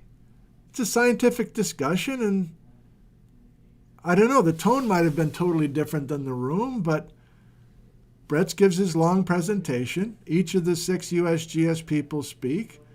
They say, here are the things that we're not sure are correct, and yeah, half of them hadn't been out to the place before, but it didn't seem extreme to me. It seemed a little bit more reasonable as I read it. Now, that's just my take on it. Maybe you'll read it, or maybe you have read it already and have a different take on it. Here's one of the critics of Bretz, and one of the 6 who was in the room, McKnight. And so within a few months, McKnight is writing up a Spokane flood criticism. And then if you scroll down to the second half of this, then Bretz basically says, I have several criticisms of McKnight's argument. And, you know, to me, that's kind of what we're doing here with these episodes in a verbal way. But, you know, there's stuff that Jerome was not sure about last episode. I'm like, really? You want it mostly to be stage 2? And then some of you might go, well, I guess that'll be the end of the blue and the orange. Jerome says it's stage 2. Well, the next guest, Sky, is coming on Sunday. Sky might want to come back and go a different direction. It's the healthy, open discussion that is necessary and is integral to much of what we do without everybody getting all pissed off. And I don't know, I think there's a version of this ambush meeting where it's not really an ambush. It's just a rather specific discussion between consenting adults. Anderson, I've got a map from Anderson that I really like. I don't know how much I'll like it in the future, but I like it right now. I want to show you that in a second. I'm going to Docky. But here are the 2 big papers that Bretz published from that fieldwork of 1927. The Bars of the Scablands and Alternative Hypotheses. Ken and Sandpoint sent me a history of the Cosmos Club, and now we get into the Baker publications. And the Stephen Jay Gould thing, which my wife had a copy of the Panda's Thumb, so I did that this morning at breakfast and took photos from my iPhone. Oh, let me show you. It's very unprofessional. It took me forever to figure out how to convert it into a PDF that wasn't 500 megabytes. But anyway, this is me this morning. These are my fingers coming in here in a black and white thing to reduce the size of this. But here's Stephen Jay Gould's version of the story. And Baker 2008, Baker 2016, that's the field trip that I was on with multiple days with Vic. And just last year, Baker had a short article commemorating the 100th anniversary of Bretz publishing for the first time in 2023. Are you still with us? Let's go to Docky and just maybe I'm now starting to kind of transition from our meeting with Vic today and transition to our discussion with Sky Cooley this coming Sunday. Maybe. I'm not really sure. But that's possibly what I'm up to. So, yes, that. I don't know how into it you are.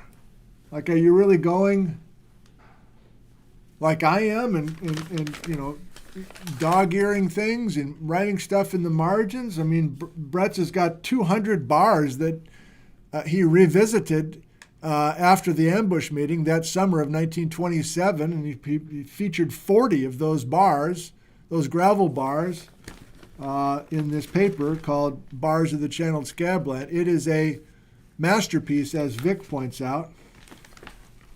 Oftentimes, Brett thinks that there should be a deposit, a flood bar in a particular area, and then he goes out there, and sure enough, there it is. So at this point, he's got the Spokane flood to the point where he can predict where these deposits need to be, and he ends up going there and finding them.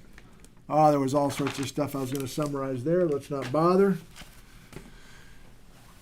This also is a direct response to the ambush meeting, mostly based on his work in the summer of 1927. Again, these papers wait for you. Alternative Hypotheses, Part 1 and Part 2, I've put them together in one big PDF for you. It starts with the detailed abstract that Brett's presented at the Cosmo Club. And then I love some of this. So I have mentioned before that to me, his writing changes pretty dramatically. The tone of his writing changes quite dramatically after the ambush meeting. And you're like, really? I think I've read some of that stuff. I don't hear anything different. Well, try it. Virtually all of the alternatives proposed for the Scabland phenomenon spring from a belief that the flood hypothesis is essentially impossible and a product of too hasty observation and immature reflection. Every alternative implies that field evidence and criteria exists which have not yet been found, and which, if recognized, would notably alter the character of the writer's explanation or would eliminate it altogether. Look, man, only 3 of these alternatives that my critics are saying are based on personal study, and only 5 of them are based on personal knowledge of the region in general. Like, these folks haven't even been out there to this area that we're even talking about. But yet, I admit, says Bretz, the alternative hypotheses are valuable, indeed necessary. So he's like talking to himself. I don't know if I want to. Yeah, I do want to get into this. So I want to keep going with older, bigger, younger, smaller. And you're like, you're kidding me. Jerome was not into that. Remember, Jerome had to force himself to think about older events because the field evidence just wasn't there. Ralph Dawes kind of reminding us of the same thing. Where are these older deposits? I don't see them. How can you prove that they're older deposits? Well, even after the ambush meeting, where some people would just clam up and stop working on the problem, I guess. That's one option. Another option is what Bretz did, is like, I'm just going to go out and revisit everything I had already visited, and I'm going to double down on my measurements and everything else. And he's still talking about older, bigger, and younger, smaller, including this ice margin south of Spokane. He didn't back off of it. But there's some subtleties here. Let's look at it. So again, this is based on the summer field work of 1927. I'm just going to grab a few spots, but it's all here for you. If the arch margin could, so his critics were saying, you don't need an outrageous flood. You don't need this incredibly large volume of water that's starting quickly and ending quickly.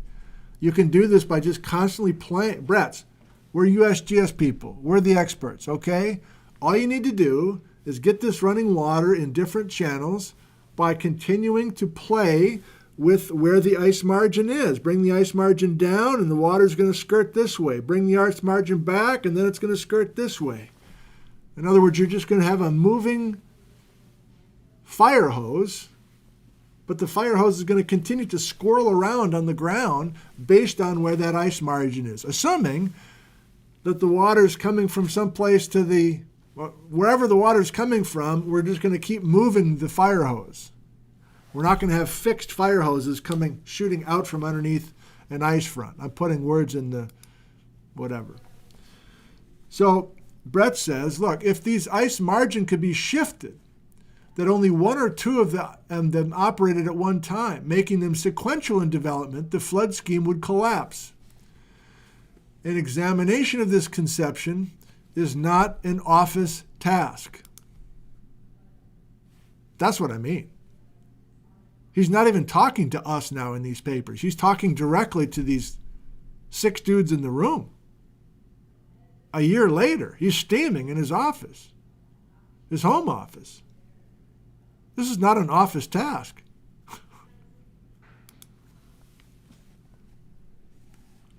There are 5 critical places to be studied in the field: the glaciated plain, remember that now, and the channel heads.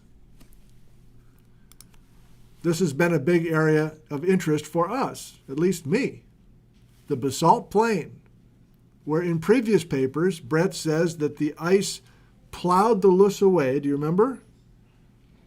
And we get the ice in place, and then water is coming directly out from the front of the Spokane ice sheet, and that water is going right into these channel heads.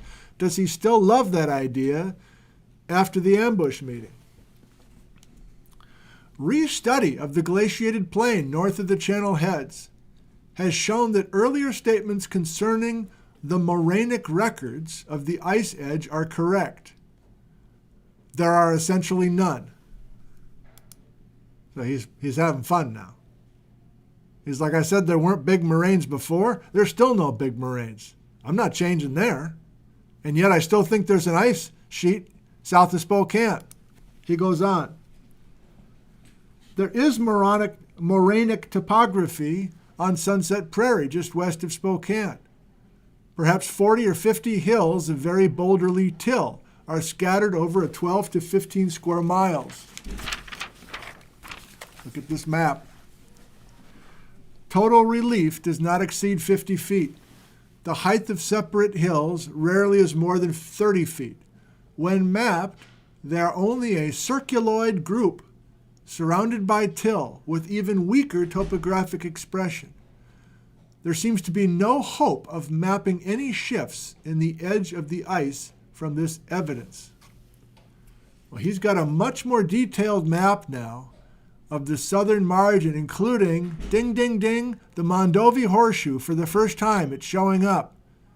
And some of you remember a video I did this summer on the Mondovi Horseshoe. I was like, why is there such a well-defined ice margin with this loop just north of a dinky town called Mondovi? Well, let's see what he says about this very carefully drawn new ice margin, which is much more detailed than it was before. Restudy has shown another thing regarding the glaciated tract north of Davenport, and therefore north of Mondovi. It is that the ice sheet did not reach as far south as formerly indicated. Okay, he's changing his mind. It's allowed.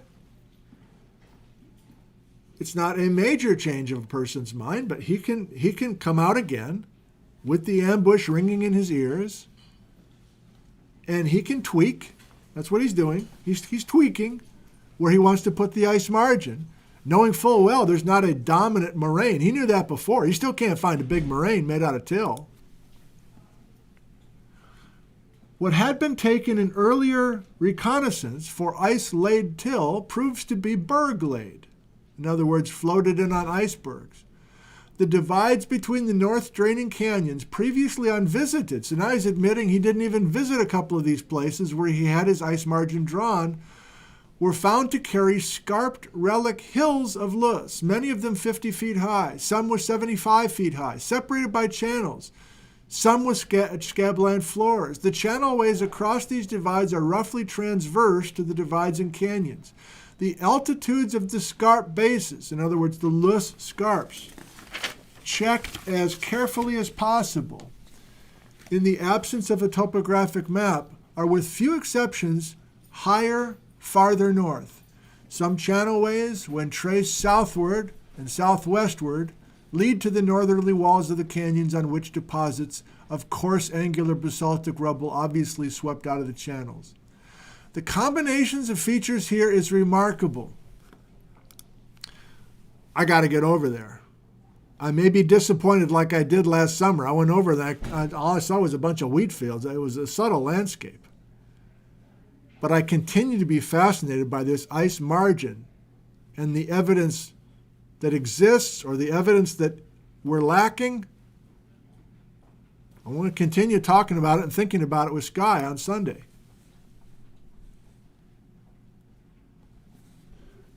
Where did I leave off?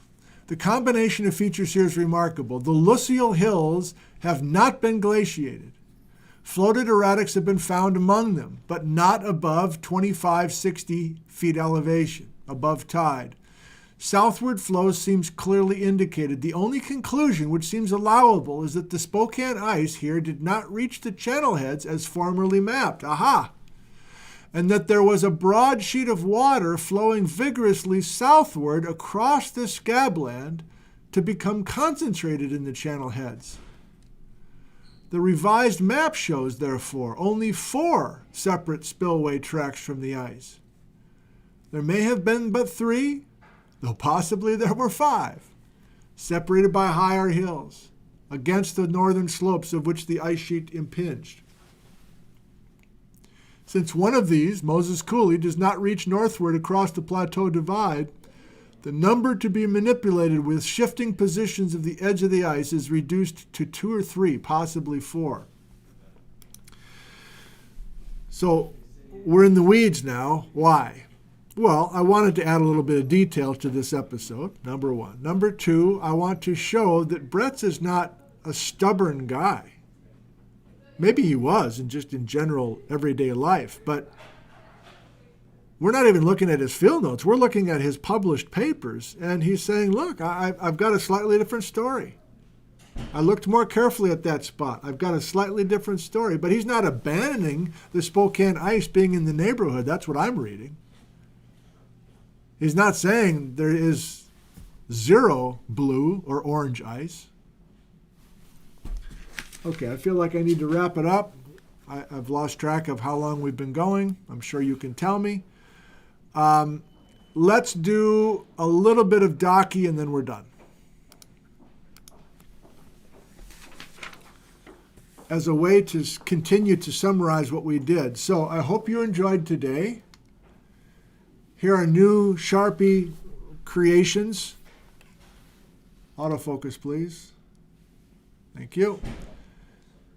So 24, 25, 26, Google Maps by Glenn. That link still exists in the description below. Ambush, and he never does go back north of the Scablands. To me, that's a what if. What if the ambush meeting had not happened? What if the ambush meeting had not happened? From what I think we read in that letter, he was heading right back to BC. He was just flirting with the edge of some subglacial volcanism. He might have gone right back up to BC and maybe headed north to some of those tuyas that Jerome was talking about last time. That's a what if. But no, he goes back to eastern Washington and the Columbia Gorge to recheck all of his work.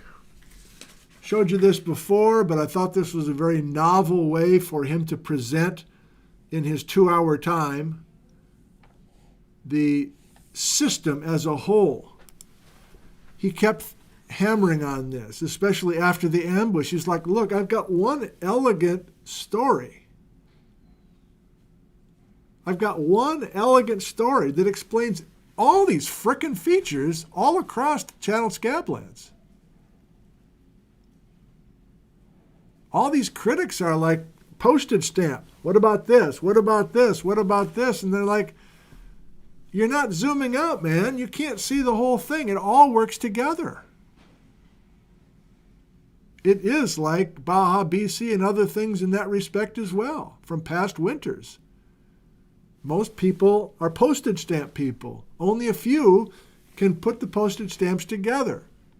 And you got to be careful if you're a broad thinker like that. You're going to get attacked because all of your fine-tuned details are not up to snuff. What about that snuff? Or what about that postage stamp? What about that stuff? What about that? It's elegant and simple, and he's ended up being correct. One more time, a look at the characters. I was going to go in the direction of Joseph Pardee because he will come up again in the next episode. Well, we didn't get there today.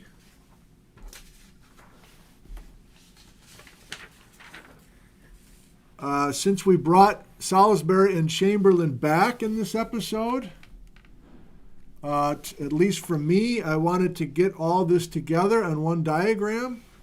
Timeline business again. So Salisbury, who's the son of Chamberlain, not by biology, but every other way. These are both guys from southeast Wisconsin, remember? They're just down the road from me growing up in southeastern Wisconsin. Salisbury at the University of Chicago dies suddenly, middle of August 1922. He was 64. Chamberlain, these are his ages. He's 75 years old when he retires at the University of Chicago after leading the geology department for 20 plus years. Here, Chamberlain gets the Penrose Medal, but some sort of minor incident in Ithaca prevented him from actually receiving the medal in person. Like, where was he? Back in his hotel room or something that night? That's kind of a strange twist on it. The ambush happens when Bretz is 44. Chamberlain's got 2 years to go, 2.5 years to go. And so to expect Chamberlain to stand up for Bretz or even attend the ambush meeting or whatever, that's unreasonable now that I look at these dates and how old he was. And so I was just wrong, speaking of admitting, angles that did not come through. I thought right after Christmas we were going to be introduced to Chamberlain, and Chamberlain was going to be a big character throughout the rest of the Brett story. Not true, for reasons that Vic Baker speculated on today. This is in case I was blanking, in case we ran out of stuff. I know Vic loves telling stories, so I knew we weren't going to have problems. But these are the questions that I had scratched down just in case for Vic. Why did the meeting happen? Did Bretz have a bunch of criticism before the ambush meeting? And the evidence is, yeah, he did a little bit. At some of these GSA meetings, people would stand up, and then there was, I think, a little bit in print as well. I meant to ask, but maybe Vic can email me after the fact. When you read this report to the ambush meeting, it seems quite clear that after the 2 hours of Brett's, that must have been that part of it must have been heartbreaking. You spent 2 hours giving it your all. And then everybody in the room is just half listening. They're waiting to read their prepared statements about why you're completely wrong. That must have sucked. I have to admit, that must have sucked personally. If I was put myself in that position, that really would bother me.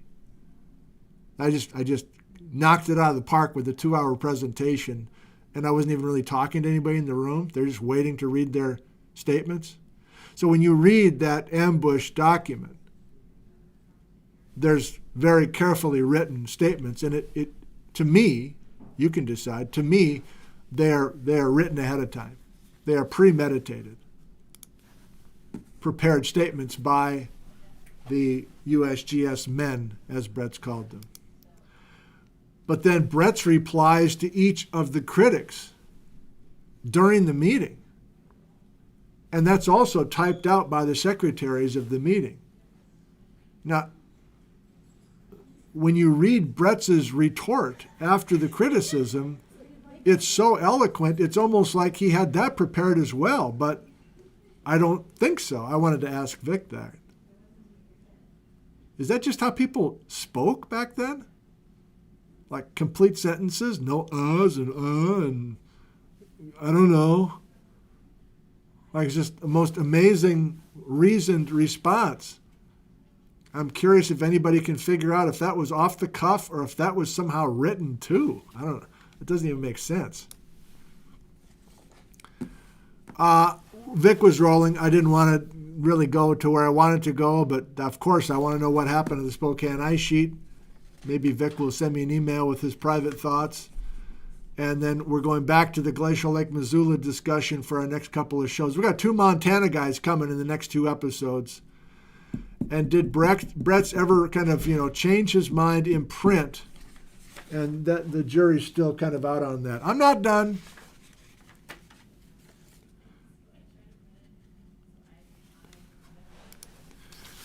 Okay, I like this. I had this idea late last night. I like this. We'll see what the next couple of visitors think about it.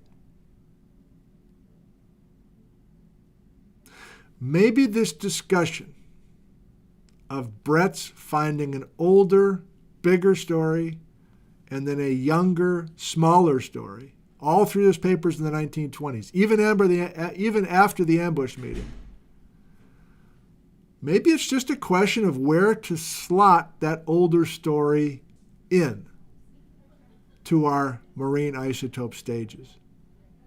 So, the discourse with Jerome in the last episode got me here. Let's see if you like it.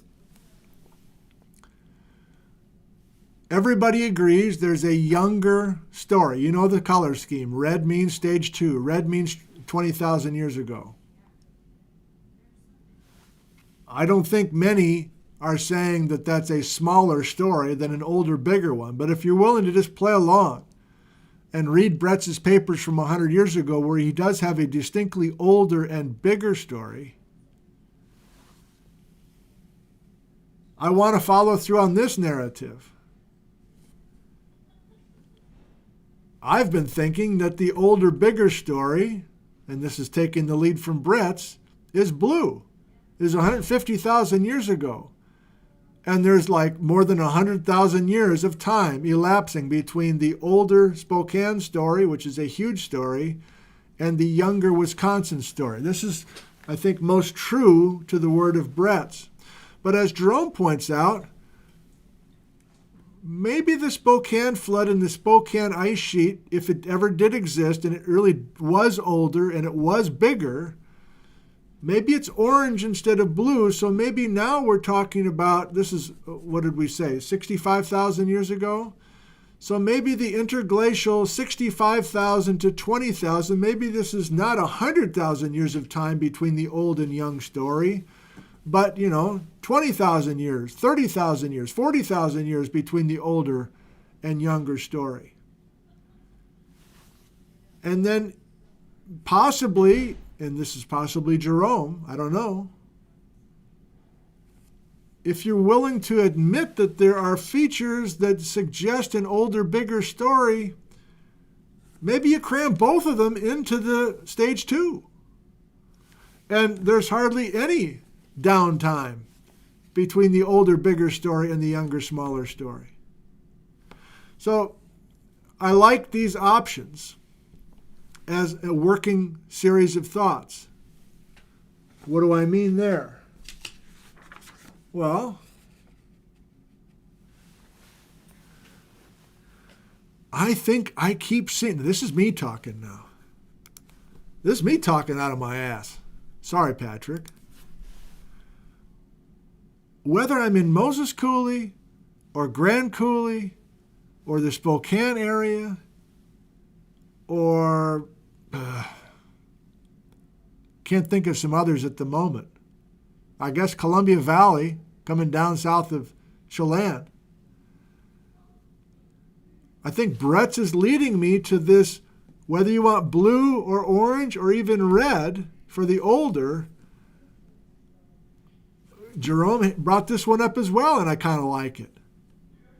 How about that older, bigger story is mostly an erosive story. It's the excavation. We're carving the coulees. The majority action during the older, bigger time is not really laying down a bunch of deposits, but instead removing a bunch of bedrock. And then when we switch to the younger, smaller story, maybe that's where we're depositing as opposed to eroding. Whether you want to argue about the color of the older, bigger, again, blue, orange, or red, does this kind of inset geology, another example are Chad Pritchard's channels that were older and erosive, for sure, erosive, whether they are ice age or not. And then remember, the younger stuff in that case was, ignore the phone, was totally burying this older channel. I just wonder if that's worth something to continue. And I'm going to finish with this. So thank you. I can't remember who you are, but you sent me an email with this report from Anderson from the Idaho State Survey or something in the 1920s. And it's one of the papers waiting for you at nickzentner.com. Click on the word floods. And you'll find this map that I'm very pleased with for a number of reasons. Anderson, 1927. I'm going to zoom in a little closer on this. Again, colored this morning. Had a fun time doing it. Spokane, Post Falls, Idaho, Coeur d'Alene, Idaho, Sandpoint, Idaho. And this is Anderson in 1927, I guess influenced by Brett's. I don't know. He must have been. But he's got older, bigger, obviously, and I'm just choosing it to color it blue. What does he call it down here? Oh yeah, he calls it Spokane ice. And just for simplicity, obviously he's influenced by Brett's. He's running with the Spokane ice story. And you'll notice that he's avoiding like the plague, the area south of Spokane. He's avoiding like the plague, the Cheney Palouse tracks. He's just up here, and now I don't even know my geography very well up here, but we are physically getting connected to Montana now. Sky may still be with us. Sky's our next guest. So between Sky Cooley on Sunday and Larry Smith a week from today, we're going to be in Montana, and this is kind of the missing area, the missing link, or at least for me in my mind, an area that I don't know very well. So what are we looking at? Well, this is Lake Pend Oreille, man. And this is the quote-unquote ice dam that held back Glacial Lake Missoula. It's red. It's red. There's even a little bit of stage 2 ice sitting in Priest Lake and creating Priest Lake perhaps. But it's a handsome map. There's places that have kept their neck up above even the Spokane ice. But Anderson's got ice. He's got the Spokane ice sheet over the city of Spokane, which is the thing we've been playing with. And we're back to that concept that I guess I'm willing to entertain at least one more episode. Is J. Harlan Bretz in the 1920s, for most of the decade, not talking about the source of his Spokane flood being Glacial Lake Missoula, because all through that decade, does Bretz know that Glacial Lake Missoula is too young and positioned too far east to be the source of his water south of Spokane? Doesn't he need a glacier closer to the channel heads and bigger and subglacial? I'm not willing to back away from that. And you're like, you can do what you want to do, but this is you talking. I know Bretz's papers in the 1950s, as Vic was talking about. I know Bretz's last major paper in 1969. And he writes in black and white, the Spokane flood never existed. The Spokane ice sheet was never over Spokane. This is you talking. And you're going to get to that point, pretty boy, with the bolo ties. I don't know what that's about, by the way. You're going to get to that point, and you're going to have egg on your face, and you're going to think to yourself, why did I spend the whole alphabet talking about the Spokane ice sheet when it was clear that Brett's changed his mind after World War II? Well, I've read those papers.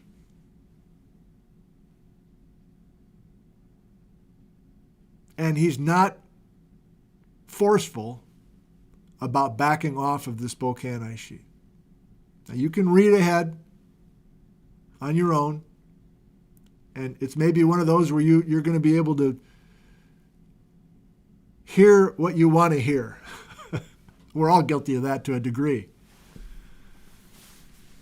But before the end of the alphabet, we have to get there. We have to get to Brett's in the 1950s and the 1960s and get the last word from him.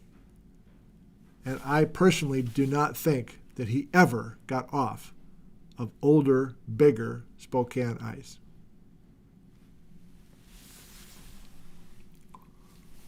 A toast to you. Thank you for joining us today live. We still have more than 750 viewers. I appreciate your patience and sticking with us till the end. Thank you. Thanks to all of you for watching this in replay. So many of you, perhaps clicking on this only because there was an exclamation point in the title.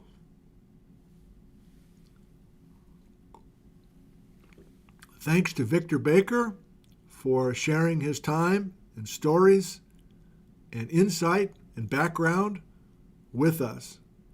Of course, we could have Vic Baker on every one of these letters and he would have millions of things to say. But we just had our one crack with him, and I hope that you enjoyed that opportunity.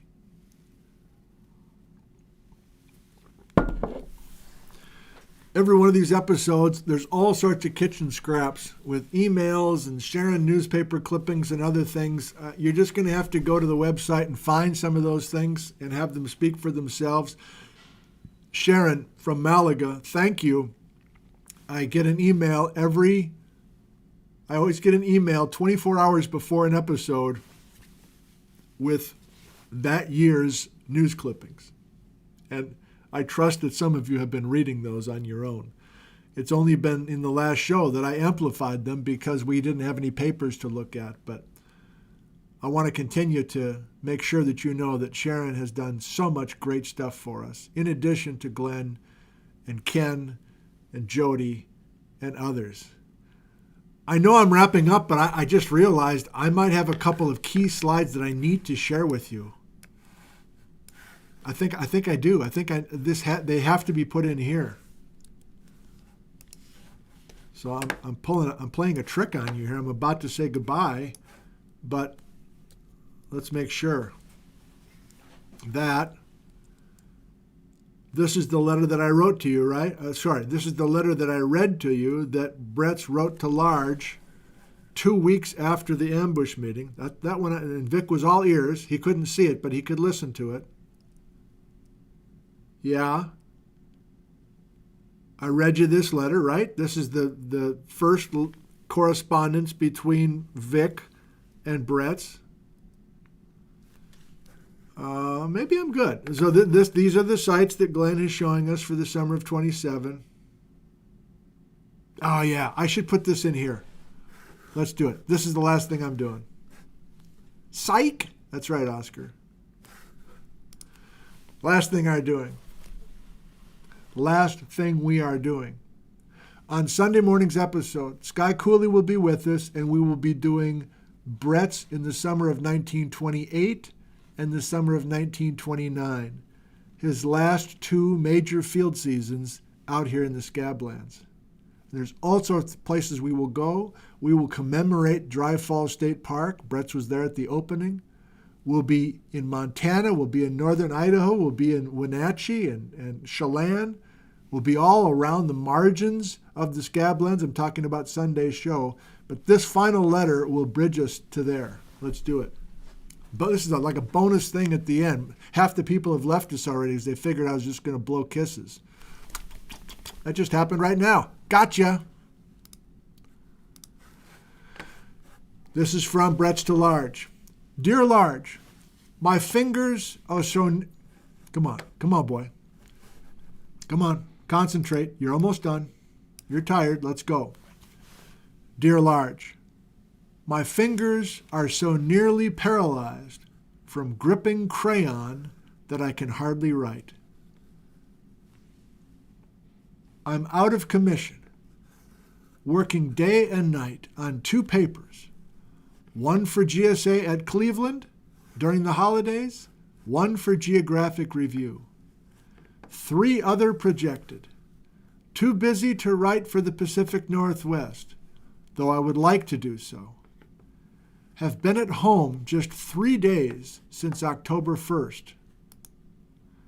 I get home at 10 to 11 p.m. and I'm away the next morning at 8 o'clock. Most of my time on the papers, maps, and illustrations. A very detailed map, now compiled, 1 to 500,000, showing features down to 1/4 mile diameter or cross-section, colored, makes a striking appearance. This map will be featured in the next episode, by the way. Bowman will publish some scale, at the same scale, in colors. Won't need revision until scablands are monographed. Paper for GSA, bars of the channeled scabland, 45 of them described, mapped, illustrated. 75 typewritten pages, 1,700 words. There will be no comeback on bars when this is in print. Am satisfied that bars constitute my most significant evidence. More fun than I've ever had before. In haste, Brett's. More fun than I've ever had before. In November of 1927. That's after the ambush meeting. Thanks to Jody and the Eugene team for another jewel of a find. Thanks, everybody. I love you. We'll see you on Sunday morning for episode what? Featuring Sky Cooley. I love you, and goodbye from Ellensburg, Washington, USA.